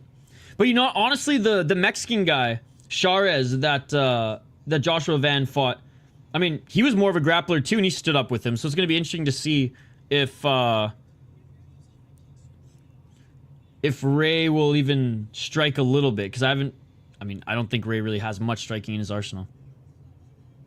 I had a hip replacement. I was 30. Oof. That's a gnarly injury. Glad you healed okay, and you're still mobile today. 1 minute 27 seconds. Nice left elbow by Petmuangthai, back at center. Again, less brawls today, more polished fights, which means more clinching. True. Shaw's just had just some more striking that I didn't see a lot from him in the UFC. On the regional scene, sure.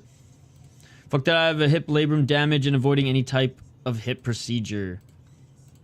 Oh, nice left in the clinch by Petmuangthai. 55 seconds on the clock. Again, a lot of clinch work on this card, man. Chummy Boy was talking about it. Fuck, I keep going to YouTube to get you a video to watch later, Denial, and I keep forgetting, so I'm going to do it right now. 42 seconds. Walking forward is Chathai. 36 seconds. Oh, big right hand by Chathai. Counter right by Petmuangthai. And they clinch again. 25 seconds on the clock.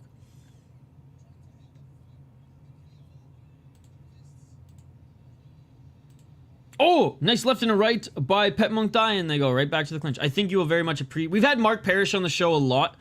Denial. We work with his vodka company, Northland Vodka. Which, yes, recovering alcoholic with the vodka company. He even says it's crazy, but such is life. End of the first round. This is us actually talking about Hermantown. This card kind of gives me Raj Daman feelings. Yeah. It feels like a big gloves card, no? Feels like an 8-ounce gloves card. But, I mean, not every Friday fights can be a banger, and it's one of those where it's like 9 times out of 10 they are. Exactly. All the good fights were for next Friday, for Friday Fights 100, right? Well, same with like the fight night. Fight night 29 isn't the most stacked fight night, especially when I'm more stoked for an MMA fight on that card more than even Muay Thai, right? Shout out to the Mongolian, soon to be king of one championship. Not the biggest tempo card they do for Friday Fights, though. True.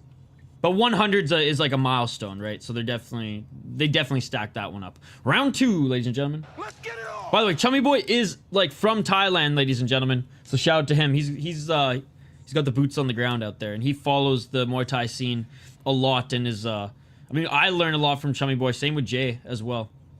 Still, yeah. Overall, no complaints. No complaints. 2 minutes and 40 seconds. Like, the LFA card was way stinkier, but thank God that the main... Oh, spinning back fist attempt by Chathai. Thank God that the main event for LFA, which was one of the most exciting fights I've seen in 2025 thus far, you know, kept the vibes high at the end. Or actually raised the vibes back up high. To the point where, like, I couldn't even sleep for a while. Buzzing. I even rewatched the fight, to be honest, guys. 2 minutes 14 seconds. Swing and a miss. 1-2 by Petmuangthai. Left hook by Chathai. Who do you guys think won the first round, by the way? It was a close first round. I gave the edge to Petmuangthai, but in this one, Chathai is doing a little bit better here. Petmuangthai with the counter right.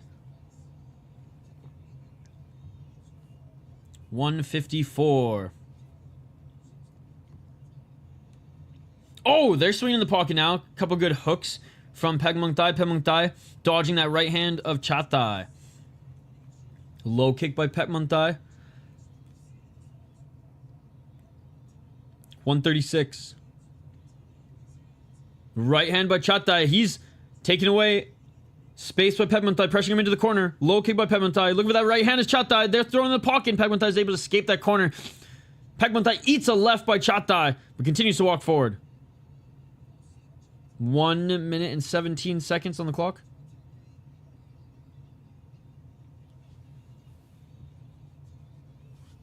Low kick by Chathai. Chathai with the left hook. Chathai with the right. Chathai swinging here in the pocket. Oh, Chathai with the left. Clinching. Knee by Chathai. Definitely a Chathai round. Yo, last week's Apex card was actually really good. That was a great fight. That was a great fight. Oh, left and right to the body by Petmuangthai. Petmuangthai with the left. Petmuangthai starting to take over late in this round. A round that I just said I thought was going to Chathai. Petmuangthai scoring late here. Big shots to the body in the clinch. 34 seconds on the clock.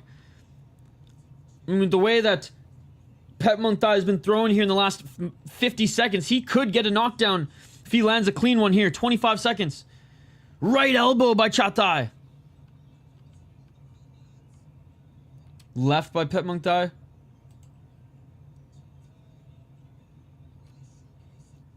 Low kick by Chathai.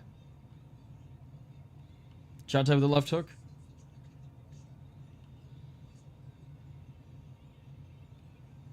Knee to the body. Each of them landing knees to the body. And that will do it for the round. I'm still going to give the second round to Chathai. I think it's 1-1 going into the third. I got Petmuangthai winning round 1. I got Chathai winning round 2. Oh, he landed with that spinning back fist, just like not the whole fist.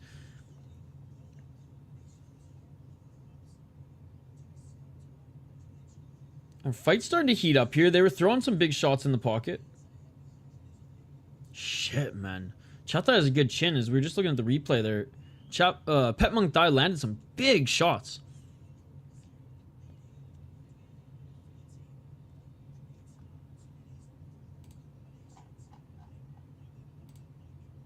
All right, here we go, ladies and gentlemen. Here we go. Third and final round. Don't forget to smash that like button. If you haven't already, high kick attempt by Chathai right away.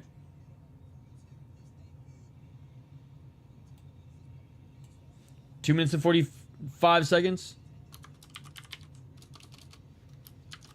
And falling to the ground is Petmuangthai. They're back up on their feet. 1-2 swing and miss by Chathai. Chathai with a body kick. Petmuangthai with the right hand. Chathai looking for a right elbow and the clinch didn't land. Or in the pocket, I should say. Left by Petmuangthai. Chathai clinches.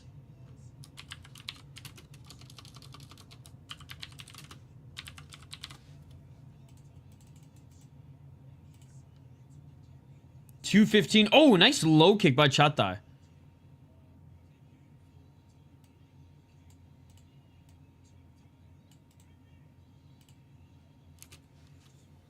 Swing and miss with that right hand by Chathai, but he's taking away the space of Petmuangthai, forcing him to brawl in the pocket.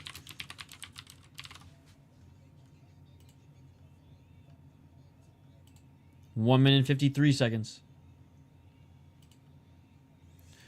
Left a solid comment in same regard on it. I'm ranting on the video. In full agreement after this fight. Let's go. Let's go. Dude, Mark Parrish is good shit, man. He's a good guy. 1 minute 35 seconds. I don't think he coaches, or I think he still coaches in Orno.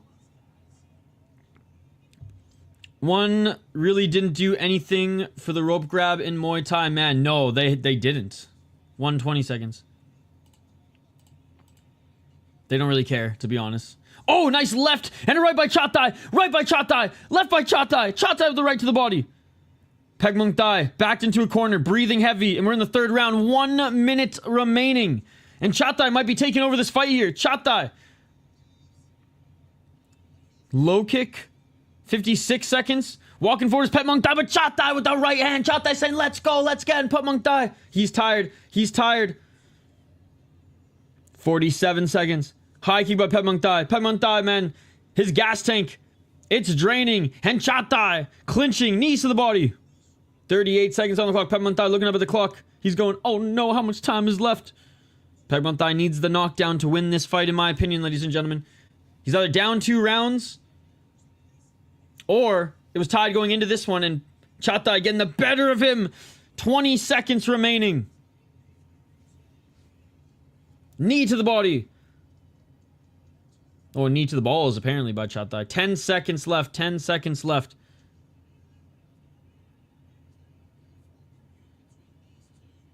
Who's going to throw that final punch? Chathai. Low kick. Counter right by Petmuangthai. Petmuangthai with the right and a right elbow. And that is it, ladies and gentlemen. Chathai is likely going to win this one. They both are celebrating. They both think they won this one. I have to think that Chathai winning the second and third round should take this one home. When I was in the 8th grade, my gym teacher was East. Okay, I said for football or for football, and he had my come in offered a dress for us to transfer to go to East, and that's just football. No way. Wow.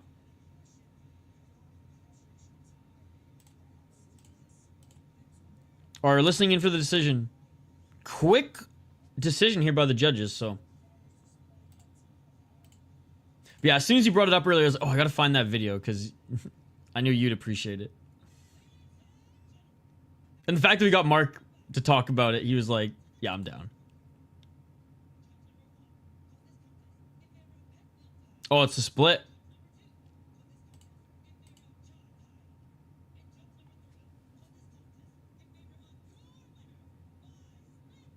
Split decision. Chathai wins split decision. I think it's the right decision. I think it's the right decision. I think he won round 2 and 3. So 1 and 2 are the 2 close rounds. Third must have been like the I don't know, the nail in the coffin, I guess. I say that to say that imagine hockey, man. Imagine the shit they set up to make a kid who wants to, or they want to play for a system. I know multi kids that went to Hermantown, Denfield, or East to play. No, it's true. It's true, man.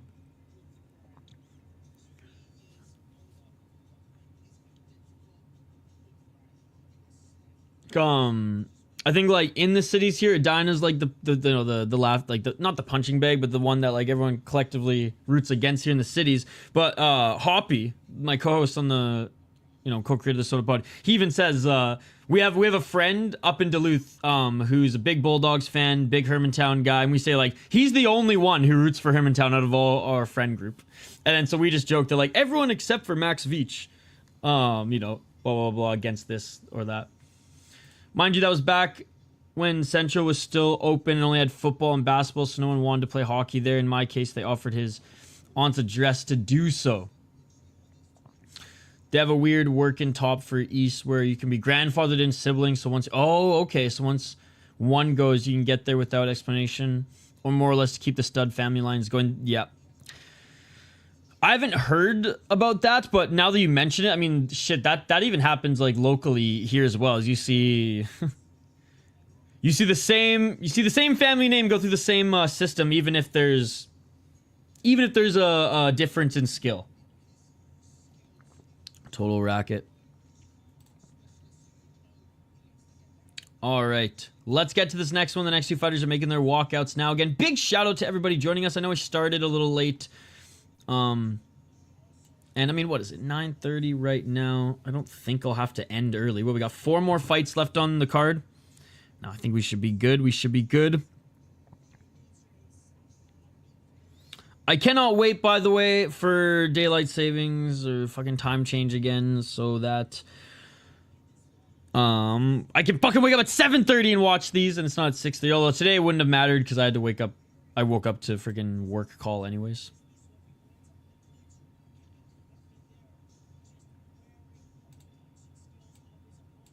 By the way, guys, if you did not watch the main event of LFA 203, don't watch any of the card. There were, Hockey got a quick finish. There were some moments. I would say overall, only watched the main event of LFA 203. It was unreal. I think it was the most exciting fight of 2025 so far. I really do. Look, I'm the wrong person to ask about politics. They changed the high school lines for my freshman year, and it was chaos. And to speak of how it goes there now, my oldest has kids in his class he plays football against because they play for different, better youth programs. But they're not seeing eye to eye, I think is the best way to put it. Well, this card didn't seem to matter as well, you should, to be honest. That is true, that is true.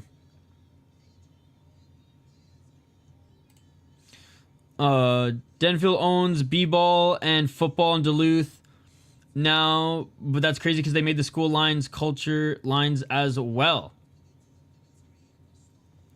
Yeah, I definitely don't follow high school football at all. So I really don't even know how it works in the United States.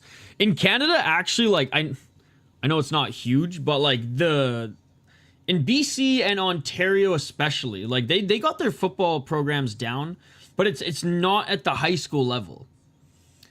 Some schools for sure, but it's like it's outside of high school, which is interesting. So you're like in programs in smaller leagues, but the provincial championships in BC is huge. They actually play at like a freaking 60,000 seater arena. And it's like a big deal. Like, I mean, it's Canada big deal for football, but still. And look, a lot of these guys are going, you know, they'll play a couple years in the NFL. They'll get a cup of coffee there, some training camps. But I know that there's a lot more Canadians out of Ontario in the last decade, anyways, who've gone, you know, to the NCAA, have been able to even transfer to high schools in the United States to play, which is pretty cool as well. Tax bracket lines. Fun fact: Nina Drama's 36 years old.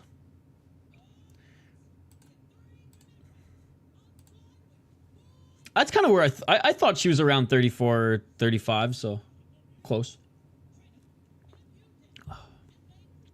All right, ladies and gentlemen, 46-16 is the record for Changthong. Changthong in one championship. He's 20 years of age, by the way, has gone 0-1. He lost via knockout back in September at One Friday Fights 79. His opponent, Wuttikrai War Chak Rawut, has a record, a very similar record, 45-17. He's 23 years of age and he's making his debut in one championship.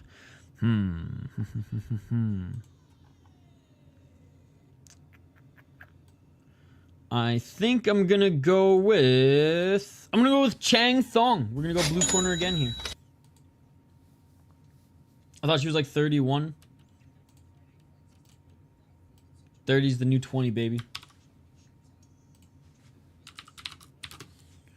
All right, round one. Let's get it all. Oh, 1-2 and a high kick attempt by Wuttikrai. That's actually a fucking sick name, Wuttikrai. All right, we might see a brawl here, guys. Wuttikrai has come to fight. Left and right by Wuttikrai. Body kick by Wuttikrai. Counter right by Changthong. Denfield is a solid program, I know, for a few coaches, and they sending kids to decent schools. Guys I played with, kid just got full ride to St. Thomas. Nice! CJ Ham, the Vikings fullback, went to Denfield. Oh, okay. Shout out to CJ Ham. High kick by Wuttikrai. I've been following the Tommies hockey program since they've gone D1. It's truly incredible what they've done in 3 years. Already to be like a competitive team. 2 minutes and 12 seconds. I know it's like right in the cities, but it's a pretty cool campus too. It's just like, it's pretty looking. I don't know if I'd like a college campus like right in the city though, personally. I was lucky because mine was on a fucking beach. Damn, nailed that last name, you should. Let's go! Oh, a nice right hand by Wuttikrai. If I had a Chang right now, I'd down it, chummy boy, in celebration. Even though it's 9:28 a.m. for me. 1:35 seconds, high kick by Wuttikrai. Right jab by Changthong. Changthong just seems to be a step behind. He's on the back foot. Low kick by Changthong and Wuttikrai. Man, I was looking for a hammer fist there. First name, not so much. Is it Wuttikrai? Wuttikrai. Okay, not Ray. Cry. All right, that was close. 1-2 by Wuttikrai. Enters the clinch. All right, well, half a Chang then. Half a Chang. 1 minute remaining. Back at center. Oh, big right hand by Wuttikrai. AI in Thai is cry. In French, it's A, and my mind just sometimes goes to AI being the A sound, or Wuttikrai.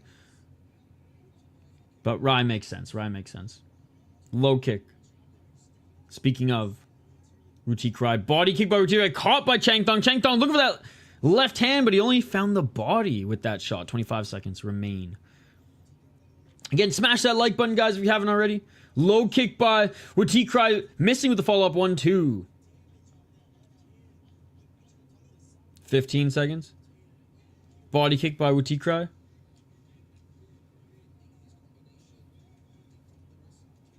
Right hand by Wuttikrai. Another right hand by Wuttikrai. Looking for that left elbow.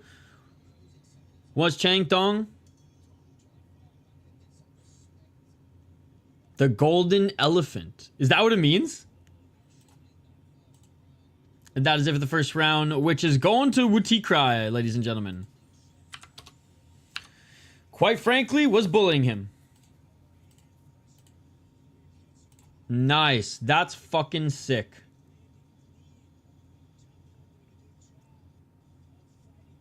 There's a Chinese MMA promotion called Happy Elephant now, and their logo is a big golden elephant. Their logo is a big Changthong.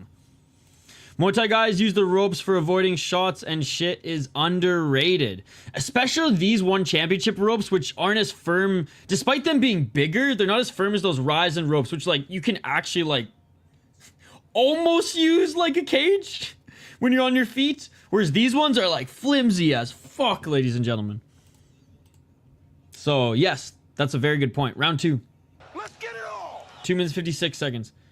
Body kick by Wuttikrai. Low kick by Changthong. Wuttikrai with the right hand. Wuttikrai wants to knock him out, dude. He's thrown with ill intent. Left and right by Wuttikrai. Right hand by Wuttikrai. Oh! Right hand by Changthong! Counter right by Changthong and he dropped him! Holy crap! Wuttikrai. Oh, okay, it's not Wuttikrai, it's Wuttikrai. And Changthong looking to finish him. Changthong with the right hook. Changthong with a straight left. Wuttikrai. He's still dazed. He's still seeing the Tweety Birds. Left by Changthong. 2 minutes and 18 seconds. Changthong smells blood. The golden elephant. Changthong looking for that left hand. On the back foot. Wuttikrai. Nice high guard by Wuttikrai. Wuttikrai with the body kick. He's recovering here. Changthong looking for that big counter again. And just when I thought Wuttikrai was going to knock down Changthong, Changthong is hurting Wuttikrai. Wuttikrai back up against the ropes again. Again, too aggressive. Left by Changthong. High kick by Wuttikrai. Low kick by Wuttikrai. Left hand by Changthong. Low kick by Changthong. 1 minute 36 seconds. Low kick by Changthong. Wuttikrai's in the corner. Changthong with the left. Changthong with the left elbow. 1 minute 26 seconds. Can Wuttikrai survive this round? Straight left by Changthong. Right uppercut by Changthong. Missing with the right elbows by Wuttikrai. And look how much slower he is compared to how dialed he was early. Oh, and just when I say that, Wuttikrai with a 4-punch combo.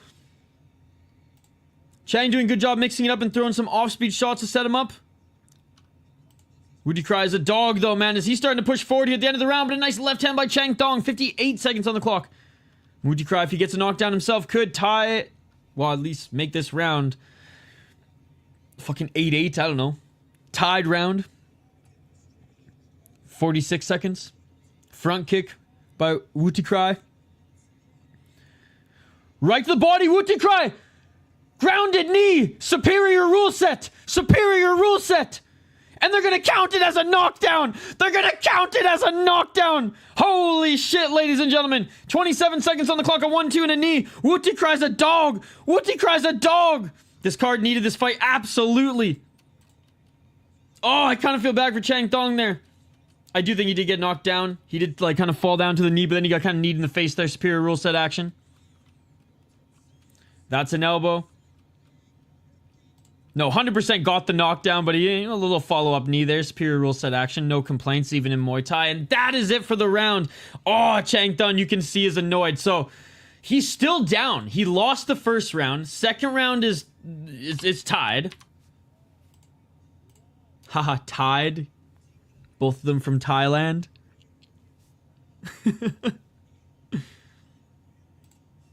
Knee to the face after he was pushed down a little too. Superior rule set. So yeah, the elbow hurt him. This is what I'll say. If the super leg knockdown on Rod Tang counted, this one's gonna count. It's fair game. Well, as long as your head don't touch the ground. It's tied. Boom, boom. I got it. That could be a City Life hoodie. Just like 8-8 tied. In like one championship font.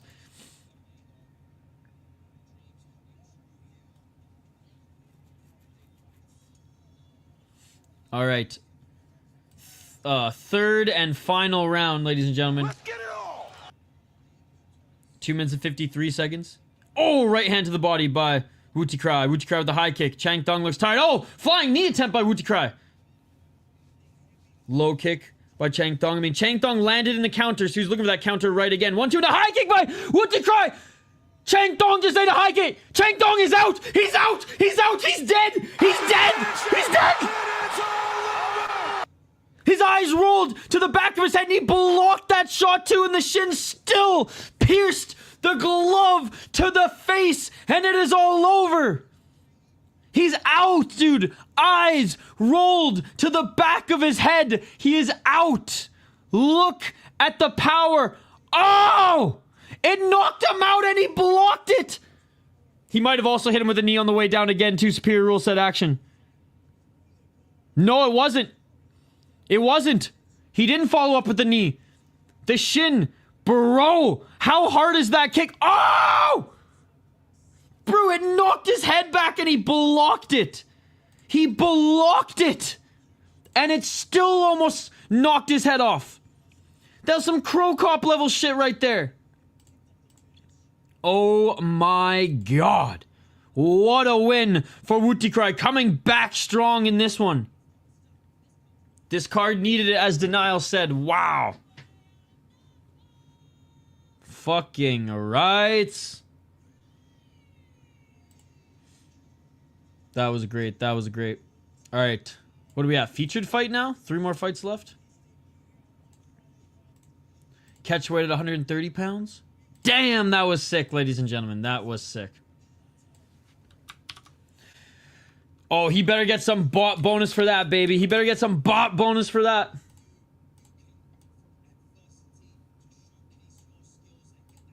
Yo, when they have this announcer on the card, that's how you know they don't care much about this one. What do they call the translating goat? Bro, how sad was it that one championship tested Nabati? They should have just... They should have just let him be, man. That was one more so what Friday mornings is like. Yeah.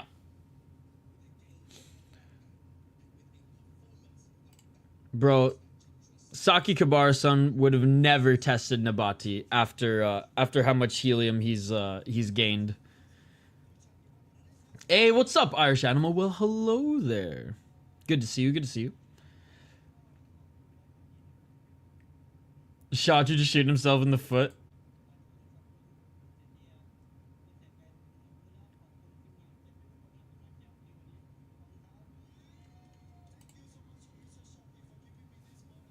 Hey, shout out to Shachu giving him the bonus. Oh man, he's crying. Oh, actually no, he's not going full Japanese. If you're not UFC, don't test, bro. Even if you are UFC, don't fucking test, bro. But yeah, sure. I mean, UFC, they want to be, you know, the NFL, the NHL, so whatever. Fucking test the guys you want when you want. UFC, I don't really give a fuck at this point. You don't have superior rule sets, it's already fake MMA. But anyways, yes. Agreed.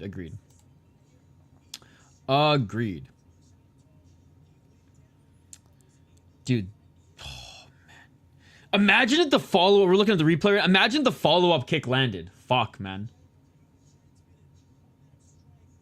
Imagine the follow-up kick landed. That would have been fucked, quite frankly. Hell yeah, 173, man.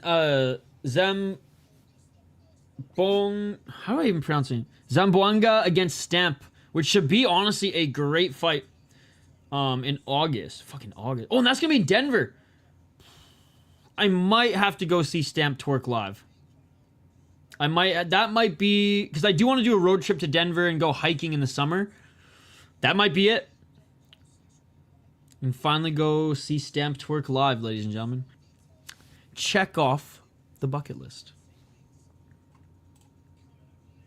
Do test, don't test. Dude, bro, beers on me. Dude, I see there's so many homies that are in the Denver area. I've like 4 friends from this community alone. Hell yeah, dude. Hell yeah. So I will, you know what? I'm going to really try to make that happen. Simp. I mean, Stamp fight. What did I say? Twerk? I meant fight.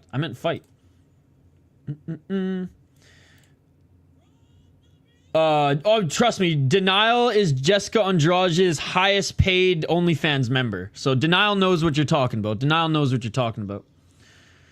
Pejicha's the real queen. I don't know, man. Jessica Andrade, that's Denial's queen.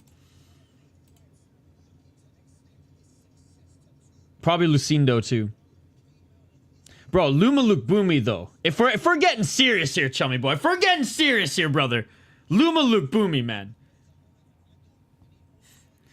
With all due respect, she's got to be gay too, right? Like, there's no way you can kick a woman that hard and not have that, I don't want to say X factor, but Butch factor. Denise and Stamp going to be glorified sparring match, I think, due to the friendship. I think the ties are built different. I think the ties friendship glorified sparring matches are still savage fights on North American on the North American expectation spectrum. I'm 80% sure. Dude, when is Luma fighting again in the UFC? I fucking love watching her fights. Simp.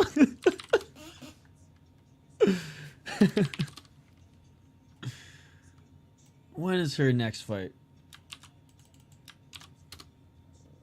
Now that she has like pretty good takedown defense, she was fucking girls up. Yeah, on a 3-fight win streak, Bruna Brazil, Elise Reed, Denise Gomez. Dude, 3 fucking good wins. Let's be real here. She's only lost twice in the UFC to Angela Hill, unanimous decision, surprise, surprise, and Lupita Godinez. Not bad wins. Or not bad losses. Okay, so she's fighting Carnelosi. Dude, that's actually a really good fight. Carnelosi's 15-3. 9 KO TKOs. Fuck, man. That's going to be a good fight. That's going to be a good striking match. I mean, dude, Rodtang versus Super Leg is a sparring match. Andrade is more pretty and handsome than all men and women MMA at the same time. That shit beautiful than a motherfucker.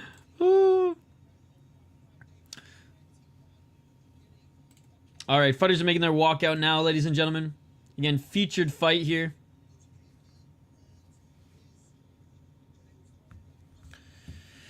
Lothong. Oh boy, here's a chummy boy. This one's gonna be Kruya. Oh fuck.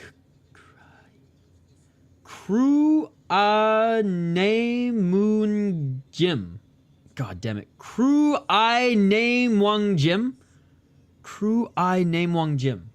Is that right? Lothong Krunaimwing. Oh, for fuck's sakes. Krunaimwing Jim. Krunaimwing Jim. Against. Oh, this one's a little bit easier. Sirichok Sor Somai. There we go. There we go. Oh. This one's a fucking tough one, ladies and gentlemen. That one's a tough one. Bro, just give up. It sounds like I'm like 12 Changs in trying to pronounce these Thai names. I don't even know. I need Thai letter to make sense sometime. Right, right. So you know like the accent or how like it's pronounced. That makes sense. Can't do Thinglish. That makes sense. That makes sense. All right, guys. Lothong. Let's take a look at. He's 16 years old. Lothong is 16 years of age. He won his first fight and only fight in one championship back in November at One Friday Fights 89, where he got a knockout in the second round. Sirichok. He is 22 years of age. Looks like he's 30. Got a knockout in round 1 at One Friday Fights 91 in December. So both of them fought recently. 56 and 13, by the way, for the 16-year-old. 56 and 13 for Lothong. All right, I'll check it out. Or Lothong, sorry, Lothong.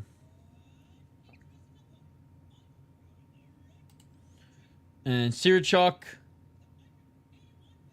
Oh my god.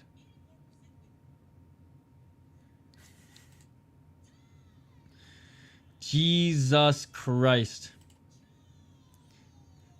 I don't know if I'm I don't know if I'm scarred or aroused. Denial. I feel like it's like both at the same time. Yeah, thank you for that. As you can see, it's like burning a spot in my brain right now. Kind of against my will, but at the same time I'm kind of welcoming it. Round 1, ladies and gentlemen. Round 1. It's funny because the chat's just like, what the fuck are you talking about? Alright. Just like that. Just like that. Shout out to the internet in 2025. 2 minutes and 43 seconds on the clock. Low kick by Lothong. Walking forward is Sirichok. Lothong, taller, lankier. But I mean, he's a child compared to Sirichok here.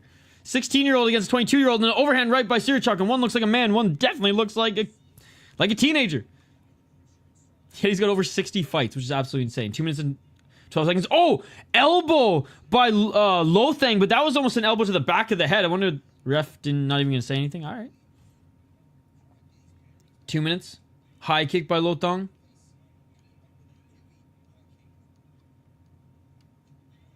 Body kick by Lothong. Counter right by Sirichok. 1 minute 59 seconds.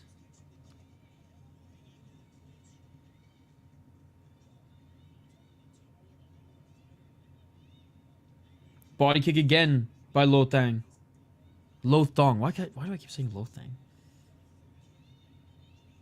Walking forward to Sirichok. Low kick by Sirichok, pressuring Lothong into the corner. We got Eddie Alvarez's wife in the audience. Nice right hand by Sirichok. Another right by Sirichok in the clinch. Knee by Sirichok. Ref's going to separate him. 122. 1 minute. Walking forward, Sirichok. Overhand right by Sirichok. Clinching again. 1 minute and 10 seconds. All right, they're back at it. Ty Jamie Alvarez. Sirichok! Crew 9 Jim! 47 seconds. Clinching again. High kick attempt by Lothong. Oh, right hand by Sirichok. Another right hand by Sirichok. I guess being 16, you do have a good chin. Because it hasn't been cracked too much yet. But again, 60 fights. 25 seconds. Sirichok walking forward. High kick by Lothong. Damn, dude. Jamie is a legend to old heads of MMA. New school doesn't know about her. I know, dude. She is a legend. I'm not even like clowning her. I think it's awesome. And I love what Eddie Alvarez, you know, when Ariel asked him in one of his interviews, like, just about like the lore, he's like, his response was, "That's my chick." And I was like, fucking right, Eddie Alvarez. He's like, and I'm her guy. She's gonna root for me. And weren't they like high school sweethearts? Haven't they been together like forever? Which is, fuck, man. That's amazing in itself. Yeah, look at that elbow to the back of the head, by the way. Ref totally missed that. Yeah, dude. Shout out to Jamie Alvarez and fucking Eddie Alvarez. One of my favorites. The Underground King, who also got it done in the UFC. So shout out to him. Nah, you know how much you gotta yell for the world to know you from doing it. And yep, him and Dustin. And his wife, too. Jolie! Unfortunately, more well-known because of Conor McGregor, but still. Well, I mean, but as far as being high school sweethearts and her being with them since the beginning, yep. Because I remember watching, it was some like show on MTV. And like, she was in it as well. It like followed up-and-coming fighters back when MTV was like doing fight stuff. Yeah. 2 minutes and 44 seconds. Round 2. Let's get it on.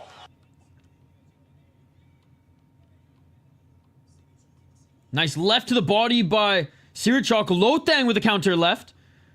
Swinging in the pocket here. Lothong with the clinch. Sirichok just wants to, let me bang, bro. And Lothong's like, nah. Underhooks, baby. Underhooks. High kick again by Lothong. Right hand by Sirichok. Knee to the body by Lothong. Followed by step back right.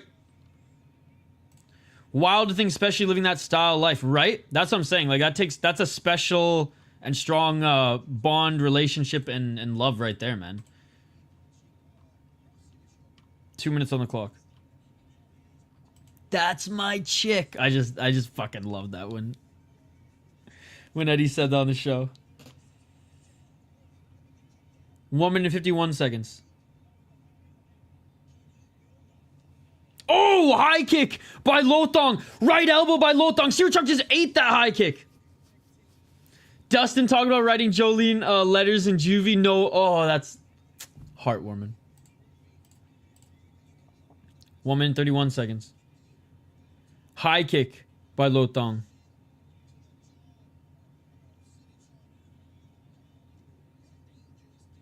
.121 on the clock. Straight left by Lothong. Body kick by Lothong. Yeah. Oh, right hand by Sirichok. Sirichok with the left. It does suck. Eddie Alvarez's one championship run didn't go that well, man. Because, fuck, it would have been awesome to see just tear it up in MMA on his way out. But doing okay in bare knuckle boxing, putting on exciting fights. I know was now 1-2 in bare knuckle boxing, but still. Excuse me. MMA provides some of the most unique life stories. I feel, especially the old school. Oh, yeah, for sure. I mean, dude. Evan Tanner. Like, tragic story, but insane story and unique story, as you said, as well. 30 seconds on the clock. And a lot of people forget that he was champion, man. And one of the best in the world. 20 seconds. Right hand, left hand by Sirichok.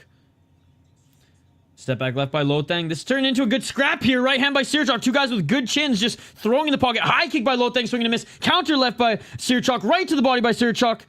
Knee to the body by Lothong. We're going into a third round.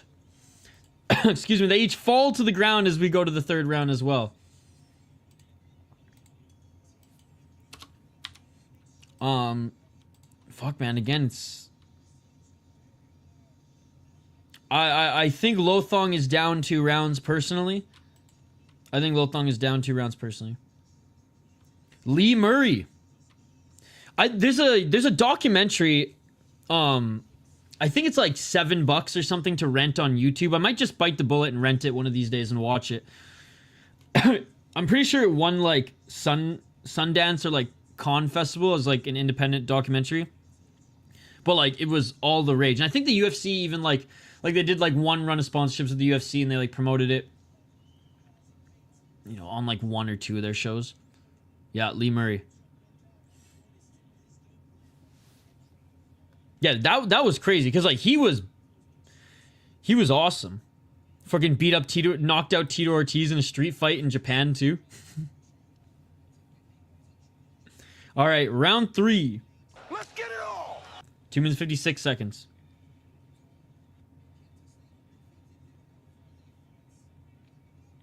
They clinch. Ref separates. Oh, nice right hand by Sirichok.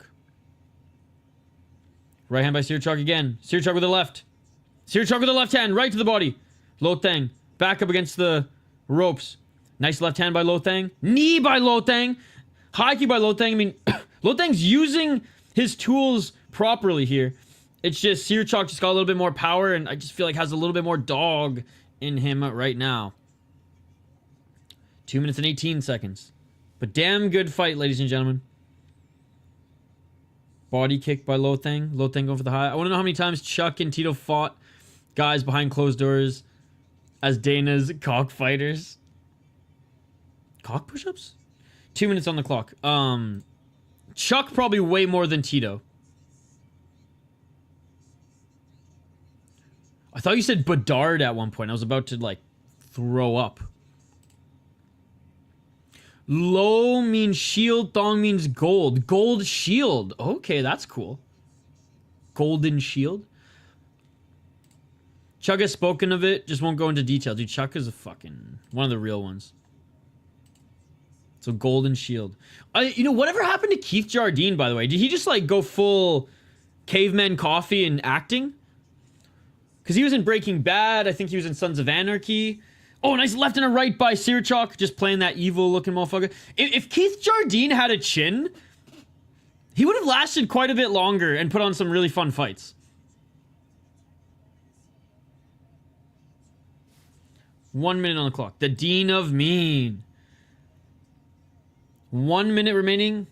Clinching for Sirichok. I always like Keith Jardine. He was an Ultimate Fighter guy too, right? Season 2? I want to say. Body kick by Lothong and Sirichok with the left and right to the body before he clinches. But yeah, the Dean and Mean either put on really good fights or got knocked the fuck out. Oof, I really don't want to see that happen. I don't want to see anything good happen to the Leafs. 25 seconds.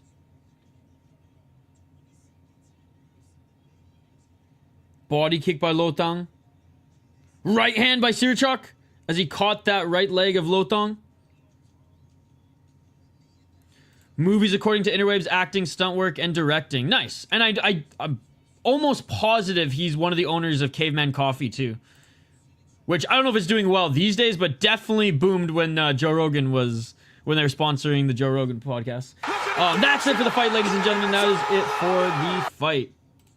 And I will say, I've had Caveman Coffee before. It's actually pretty good.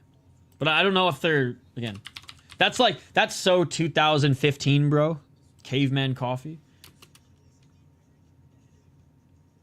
Now it's... AG3 or something greens, right? Alright, Caveman Coffee's still buzzing. I think the branding's different now, so they might have maybe sold the company. He was a bounty hunter before. Of course he was. Dude, he's way more badass than Dog.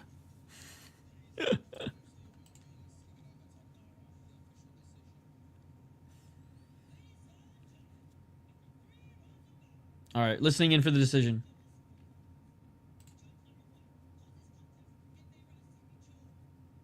Oh, split decision.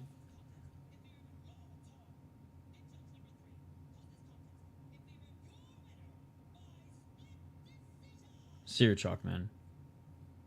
Sirichok wins! Hey, there have been 2 split decisions. And the right fighter has won those split decisions, in my opinion. Bro, my friend actually moved back to Saskatchewan and started a yoga studio I think there's like 3 different like instructors, and they all do like different types, and he's crushing it, man. They're doing really, really well. Cousins to Ottawa, no way. Well, thank God Marco Rossi's staying in Minnesota. Dude, Ottawa just... Wow. Wait, this is the main event coming up next? Was this fight canceled? Was this fight canceled, ladies and gentlemen? Or are we going to have a post-lim? What's going on here? What's going on here?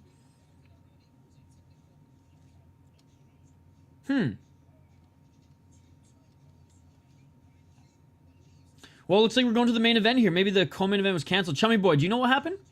Or are we just going to see a post-lim, perhaps? But anyways, looks like we got the Moldovan against Thai coming up next. Yod-IQ. What a name. Yod-IQ. Or oh, Jesus Christ. Pimolsri. Yeah, I think they moved it to post. Too long. Got you.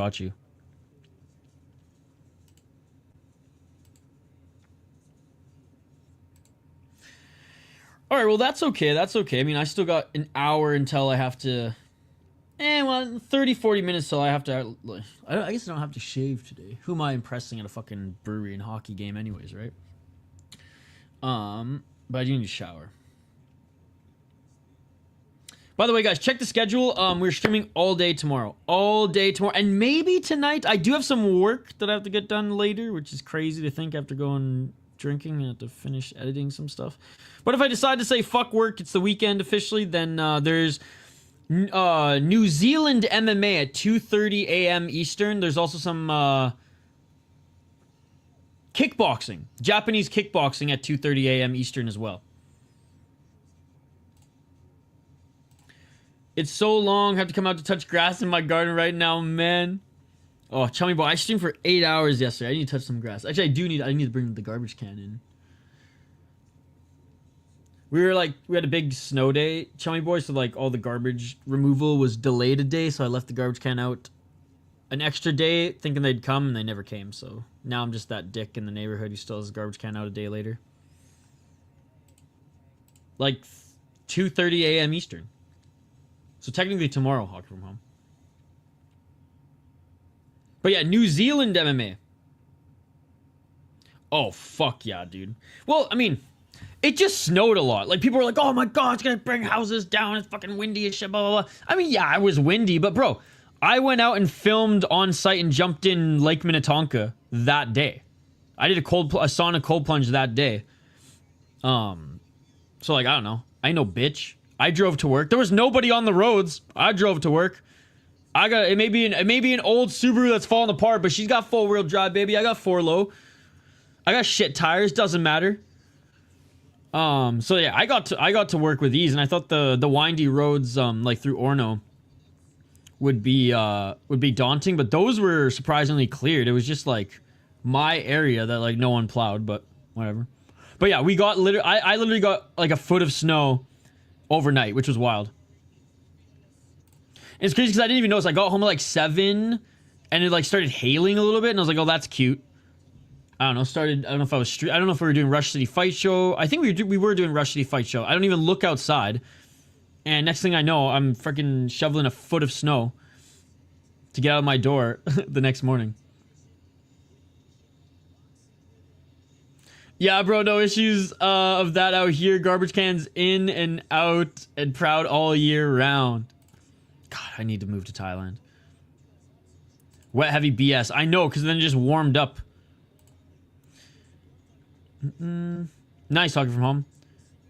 Yeah, we have things called plows that would wreck your cans. Yeah, the plows don't give a fuck. Oh, I actually should double check if the plow actually destroyed my can. I didn't even look. All right.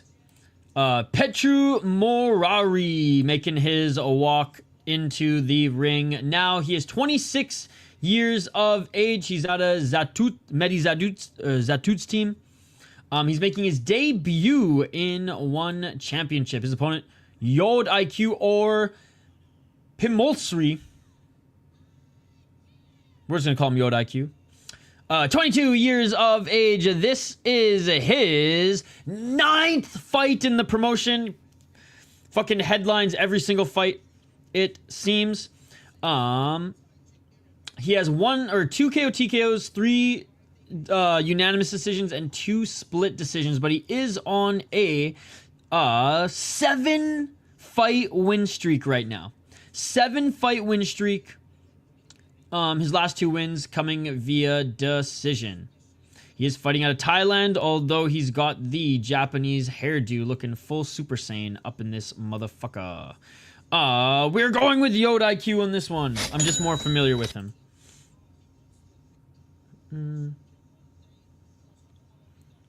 Unless there's a monsoon, then our trash flood in the streets. But that's Bangkok for you. That's a whole different problem we definitely don't see. Frozen monsoons only over here. Tawanchai in his corner too, man. Let's be perfectly honest. Tawanchai is kind of a... If Tawanchai dyed his hair blonde, we'd think he was Japanese too. Let's be honest. I had to double check Yod-IQ. Literally coming out looking like freaking Gohan. I was like, wait a second. I thought he was Thai. Tawanchai in his corner. Jinx. Dude, how good did Tawanchai look in his last fight? Holy. Left no doubt that the torch has been passed and Superbon... the conversation between who's better between the two, I think, has been put to rest. At this stage in their respective careers, anyways. Alright. Final fight... but not final fight. Main event, but we seemingly have a postlim. Which I may or may not cover. We'll see, we'll see.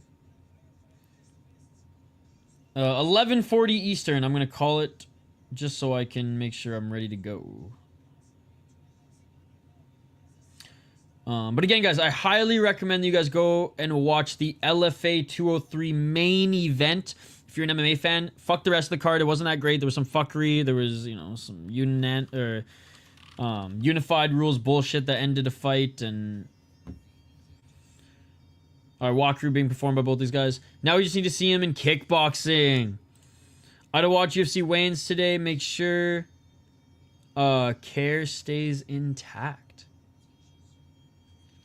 Just got here. Will be covering Cage Wars. I will be covering Octagon, KSW, and UFC tomorrow. PPV plug. How's it going, buddy?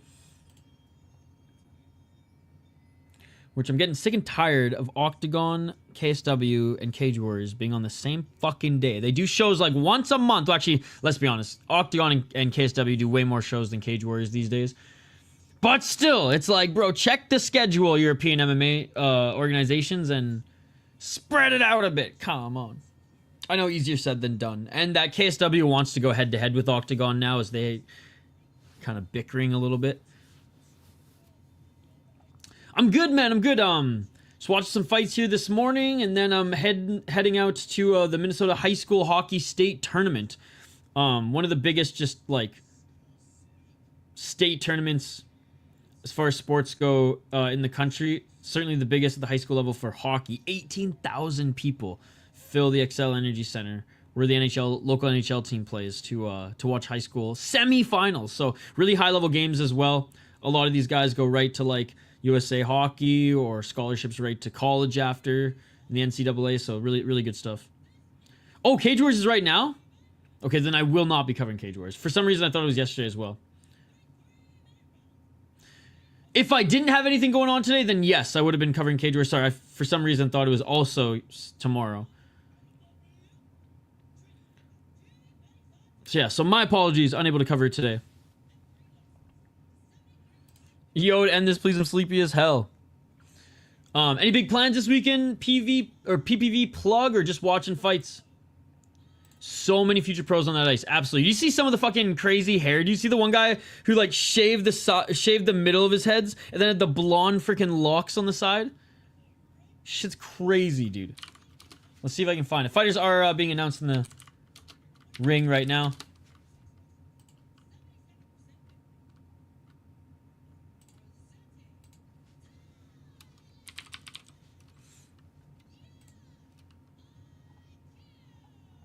All right, here we go, ladies and gentlemen. Here we go.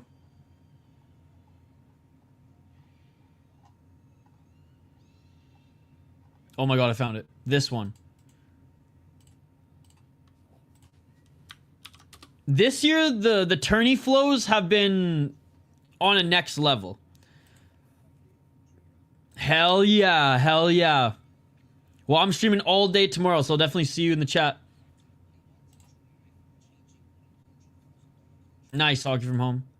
The fact that you can make like 10-minute compilation of hair alone for the tourney each year is gold. Absolutely, this year's been great. Starting with the Orno boys. Round 1, Mark Perry should be proud. Let's get it on. I'm picking Yod-IQ, by the way, to win.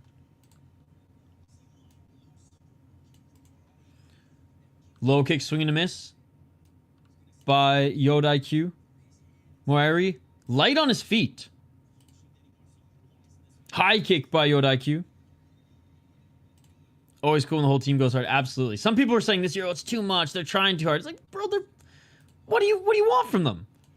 Oh, and a slip there by Yod-IQ.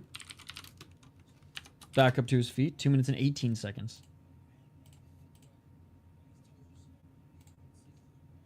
Two minutes and 12 seconds. Damn. Yep. Like shoot box. Or MMA base goddess. Sounds good, hockey from home. Thank you. Low kick by Morari. Low kick by Yod-IQ. Oh, nice left by Morari. Front kick by Morari. 1 minute 45 on the clock. Put out demand for some of those kids. This is the last time they'll play hockey that matters. Well, A and B, this might be the biggest game ever. They're on TV and they're in front of up to 18,000 people, right? So this might be the biggest game, biggest tournament of their life. And the last time for them to play if they don't go to college, right? 1 minute 19 seconds, especially for the smaller schools. Oh, nice 1-2 by Morari. That landed clean. Yeah, so just like let them live it up. It's more for them than us, man. We get to experience the vibes that the tournament offers and the good hockey. The rest, yeah.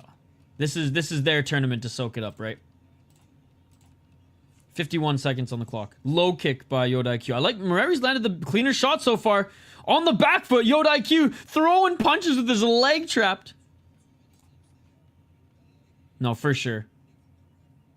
37 seconds.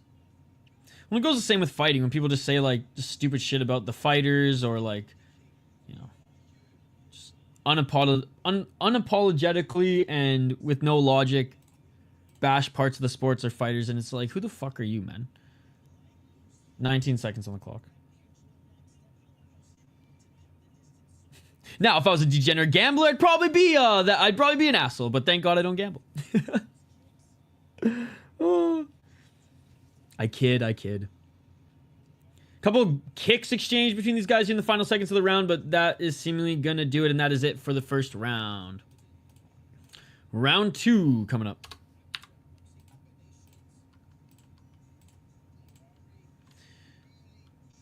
Damn, lean back, hold ropes, and kick. Illegal or not, that was sick from Yod-IQ. Yup, I was just thinking. I was like, you literally talked about that a little bit ago.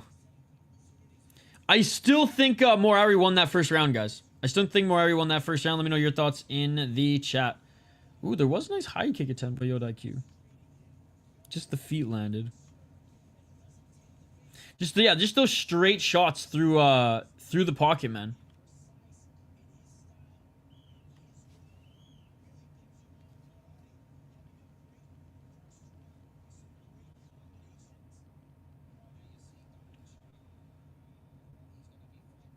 All right, here we go. Round 2, ladies and gentlemen. Having your leg held and posting off the ropes to throw the other leg was ninja shit. It is technically. Round 2. Let's get it all. Trying to... Oh, spinning heel kick attempt by Morari. Swing and miss with the right hand by Yod-IQ. Counter left by Morari. Just missed as well, but that would have been deadly. Side kick, or oblique kick by Morari. Low kick by Morari. Morari with the left hand.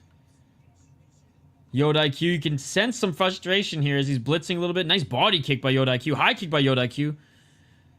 Teep. 2 minutes and 25. Low kick. Ooh, inside low kick by Yod-IQ. They each throw a kick there. Body kick caught by Yod-IQ. Couldn't land a right hand, and they're clinching. Ref separates. 2:14. Nice step in left elbow by Yod-IQ. Followed by right hand. Yod-IQ with the right elbow. That was huge. He hurt him. Yod-IQ hurt him. Huge cut. Huge cut. Huge cut on the left forehead of Morari. He's going to start leaking, man. That elbow sliced top his forehead. Yup, and he's leaking. He's leaking. He's leaking. 1 minute and 53 seconds. Yod-IQ hunting him down. Right elbow again by Yod-IQ. 1 minute 47 seconds. Short elbow again by Yod-IQ. Right elbow again by Yod-IQ. Another slicing right elbow by Yod-IQ. Left elbow. Right elbow. Right elbow. Right elbow. What? Spinning elbow attempt by Morari, but unable to land. And Yod-IQ just picking him apart in the clinch right now. Another right elbow. 1 minute and 29 seconds on the clock. This is absolutely insane. High kick by Yod-IQ. Right to the body by Yod-IQ. Morari's fading. Morari's fading. Yod-IQ the right elbow. Swing and a miss by Morari. Quick deep breath. 1 minute and 13 seconds remaining in this round. Can Yod-IQ finish it? Yod-IQ with the right hand. Spinning back fist attempt by Morari. Yod-IQ's got to be careful of that. What's up, Andrew? Good to see you. Turn on YouTube, Andrew. One Friday Fights. We got a hell of a scrap right now. We got a hell of a scrap. Oh! Right hook. Left uppercut. Tie clinch. Knees. Left hook by Yod-IQ. Right hand by Yod-IQ. Morari seeing the Tweety Birds. Morari seeing the Tweety Birds. His face is covered in blood. 50 seconds on the clock. Front kick by Yod-IQ. Morari's tired. He's still in this, though. He's a dog. I am, Andrew. Right after this fight. 35 seconds. High kick by Yod-IQ. Left elbow by Yod-IQ. How is Morari still standing? How is Morari still standing? Morari's tough, but damn, he's getting worked. This is a massacre. This is a massacre. This is Saw 7, 8, 9. I don't know what the fuck movie they're on, but this is straight up a scene from Saw, ladies and gentlemen. 10 seconds on the clock. Big knee and right hand by Yod-IQ. What the absolute fuck? How is Morari? Oh, he literally tried the ninja switch kick. That is it. We have one more round. That is it for the second round. What a comeback round. After losing the first round, in my opinion, what a comeback round. Great adjustment utilizing those elbows in the clinch by Yod-IQ. J streaming. Win by loss of blood at this point. Yeah, Andrew, this is free. One Friday Fights on YouTube. Third round coming up. What a main event. I'm pretty sure Jay's streaming this. I'm positive he is actually, Andrew. I'll say what's up in his chat.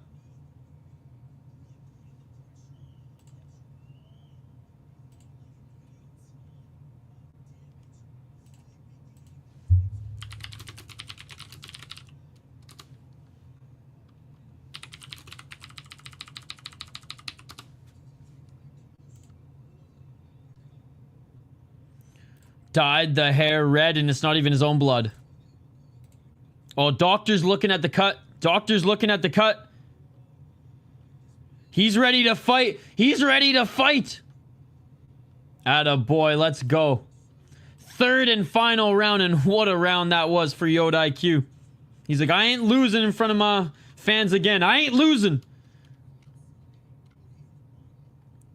Looking to continue his win streak and make it 8. I wouldn't say it's the best fight, but it's one of the best fights on the card so far. Round 3, ladies and gentlemen. Oh, nice left hand by Yod-IQ. Yod-IQ the straight left, continuing to walk forward. Again, he's going to continue to try to utilize those elbows.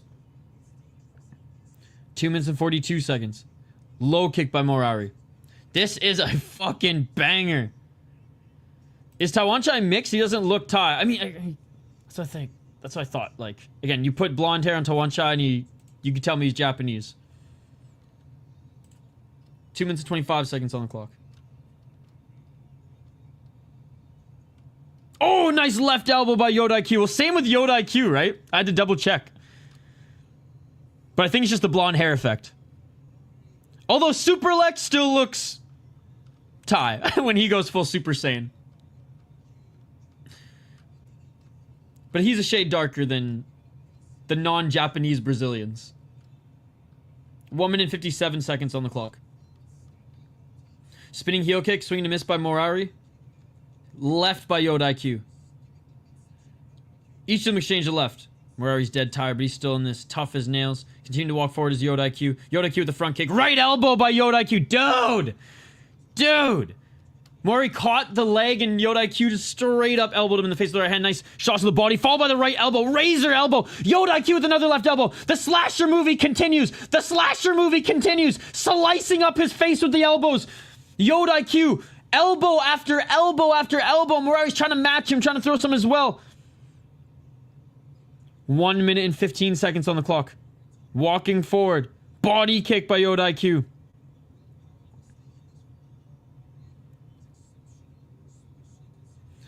One, two by Yod-IQ. What a scrap. Body kick by Morari.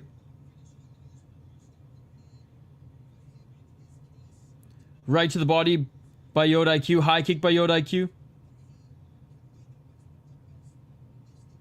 48 seconds. Another step in left elbow. Right elbow by Yod-IQ. Morari trying to push him off. 35 seconds remain. Walking forward. Yod-IQ. Low kick by Morari. Low kick by Yod-IQ. Yod-IQ, the big right hand. He was looking to set up a knee there. Good job stepping to the left by Morari. Morari with a left hook. Right elbow by Yod-IQ. Dude, this guy's elbows are nasty. 20 seconds. Left hook by Yod-IQ. Left elbow by Yod-IQ. He is slicing up his face, dude. 10 seconds remain. Slasher movie. Slasher movie. Saw 8, 9, whatever the fuck they're on right now. That was this fight. Oh, big knee, and that is it. What a performance. Yo, Yod-IQ in the first round, he lost the first round. What an adjustment. What an adjustment going into round 2 and 3. Basically slashing his face with the elbows. Yod seemed to be overly patient for having such a wounded animal in front of him. It's brutal, but didn't seem to push to the end. It's all I mean. My gosh. I'm awake now. Just in time for the postlim. What a fight. What a fight. I think in defeat, Morari still gave a good impression that he's tough as nails. Like I'm here, not on TV.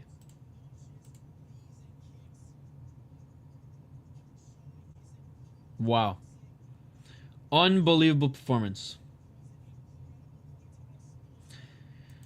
Alright, so assuming this fight wasn't canceled, we have one more fight on the card, and I got 20 more minutes till I have to sign off, so this should be okay. This should be okay.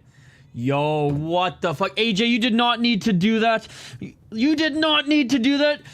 AJ, don't be an a-hole. Be an MMA hole. We need Bahamondes to win. Yes, we do, baby. Yes, the fight is over, and the winner is Yod-IQ. Great fight. Great fight. Thank you so much for the $3 Australian, AJ. Thank you so much. I'm about to head to the pub before the high school state hockey tournament. So thank you for the beer, my man. Thank you for the beer. All right, last fight on the card, ladies and gentlemen. It ain't the main event. It's a postlim. But that's okay. You got my play-by-play guy for today. Let's go, Andrew. Let's go. What are you up to today, Andrew? What do you got planned today on this beautiful Friday? I imagine it's a beautiful Friday for you in Florida. I've never been to Florida, eh, Andrew? I hear it's a wild time. I hear Florida's like the Thailand of the United States.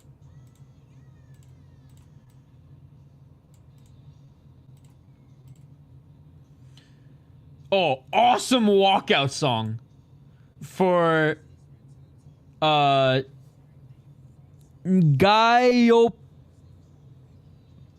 How the hell do you say his name? Ngaopayak? Adsapatong.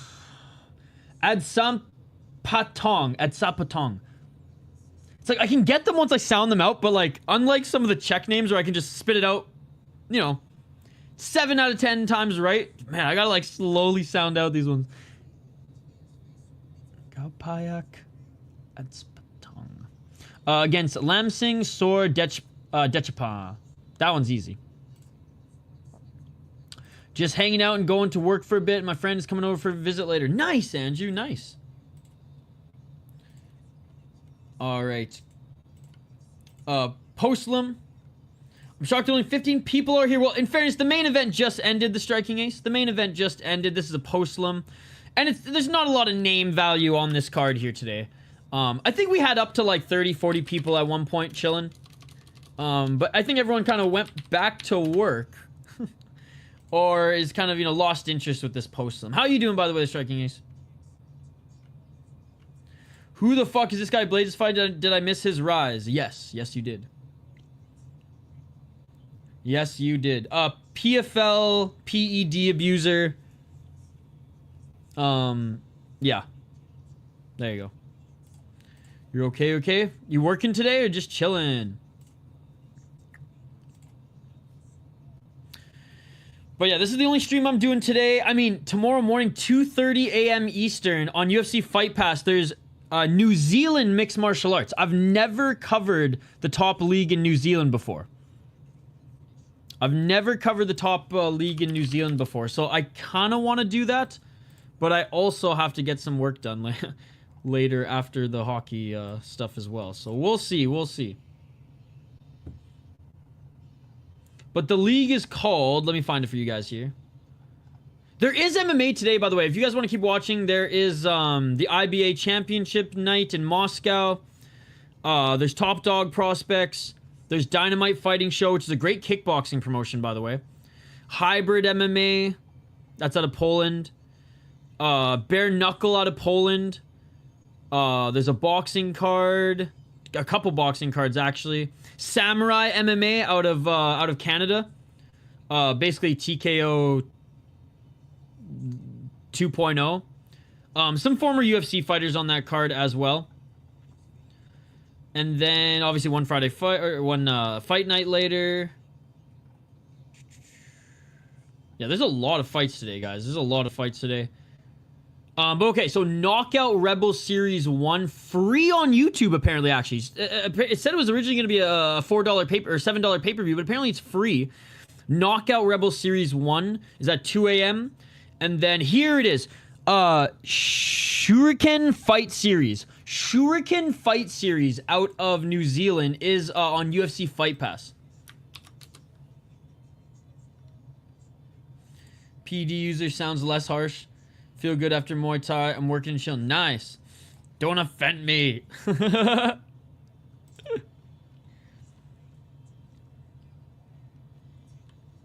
I mean, I don't think he's Shamil Gaziev hype, but there is a lot. The UFC does want to push this guy. Which is why he's getting blades. Which, like, man, fucking blades, man. Just...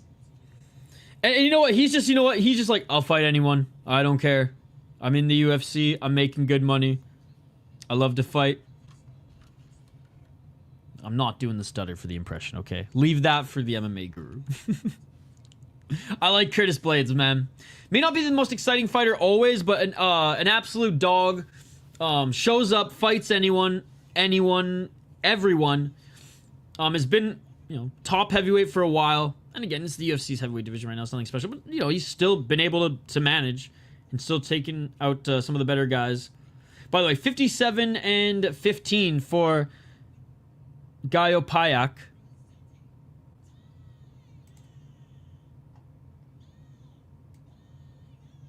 Ngaopayak is his name. That's how it's pronounced. Ngaopayak. And in one championship, he's two losses. Both knockouts. In 2024 and in 2023. Lamsing. I don't think they showed his record. He is 29 years of age, 2-1 in the promotion, coming off a loss via unanimous decision. He's never won via KO TKO in one championship yet. I'm going with Ngaopayak. Locking it in. All right, final fight, ladies and gentlemen. Postlim action here in one championship. Let's see if we get a knockout here in the postlim. 2 minutes and 46. Low kicks by Lamsing. Ngaopayak walking forward. Ngaopayak's shorts, by the way. Fucking sick shorts.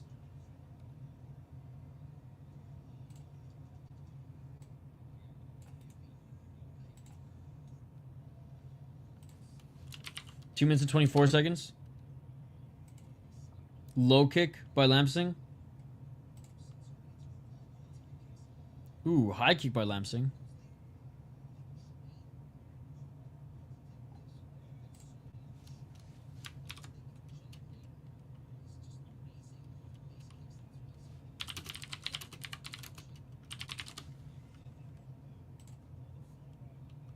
$158. Slow start to this one. Attack of the kick so far. Ngaopayak pressuring Lamsing, keeping him on the back foot. High kick attempt by Lamsing. 1 minute and 43 seconds on the clock.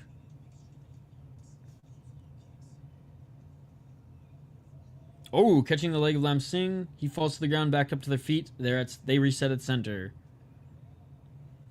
128. Oh, high kick by Ngaopayak. Oh, and shoot, another clash of low kicks there. Body kick by Lamsing. Low kick by Ngaopayak. 1 minute and 7 seconds. Oh, big shot by Lamsing. 1 minute on the clock. That high kick connected. Oh, big right hand by Lamsing. That landed as well. How many more of these shots can Ngaopayak take? Ngaopayak with the right hand. That was a nice right hand that got through as well. 45 remain in this first round. High kick by Lamsing. 35. Low kick by Ngaopayak. Ngaopayak with a high kick.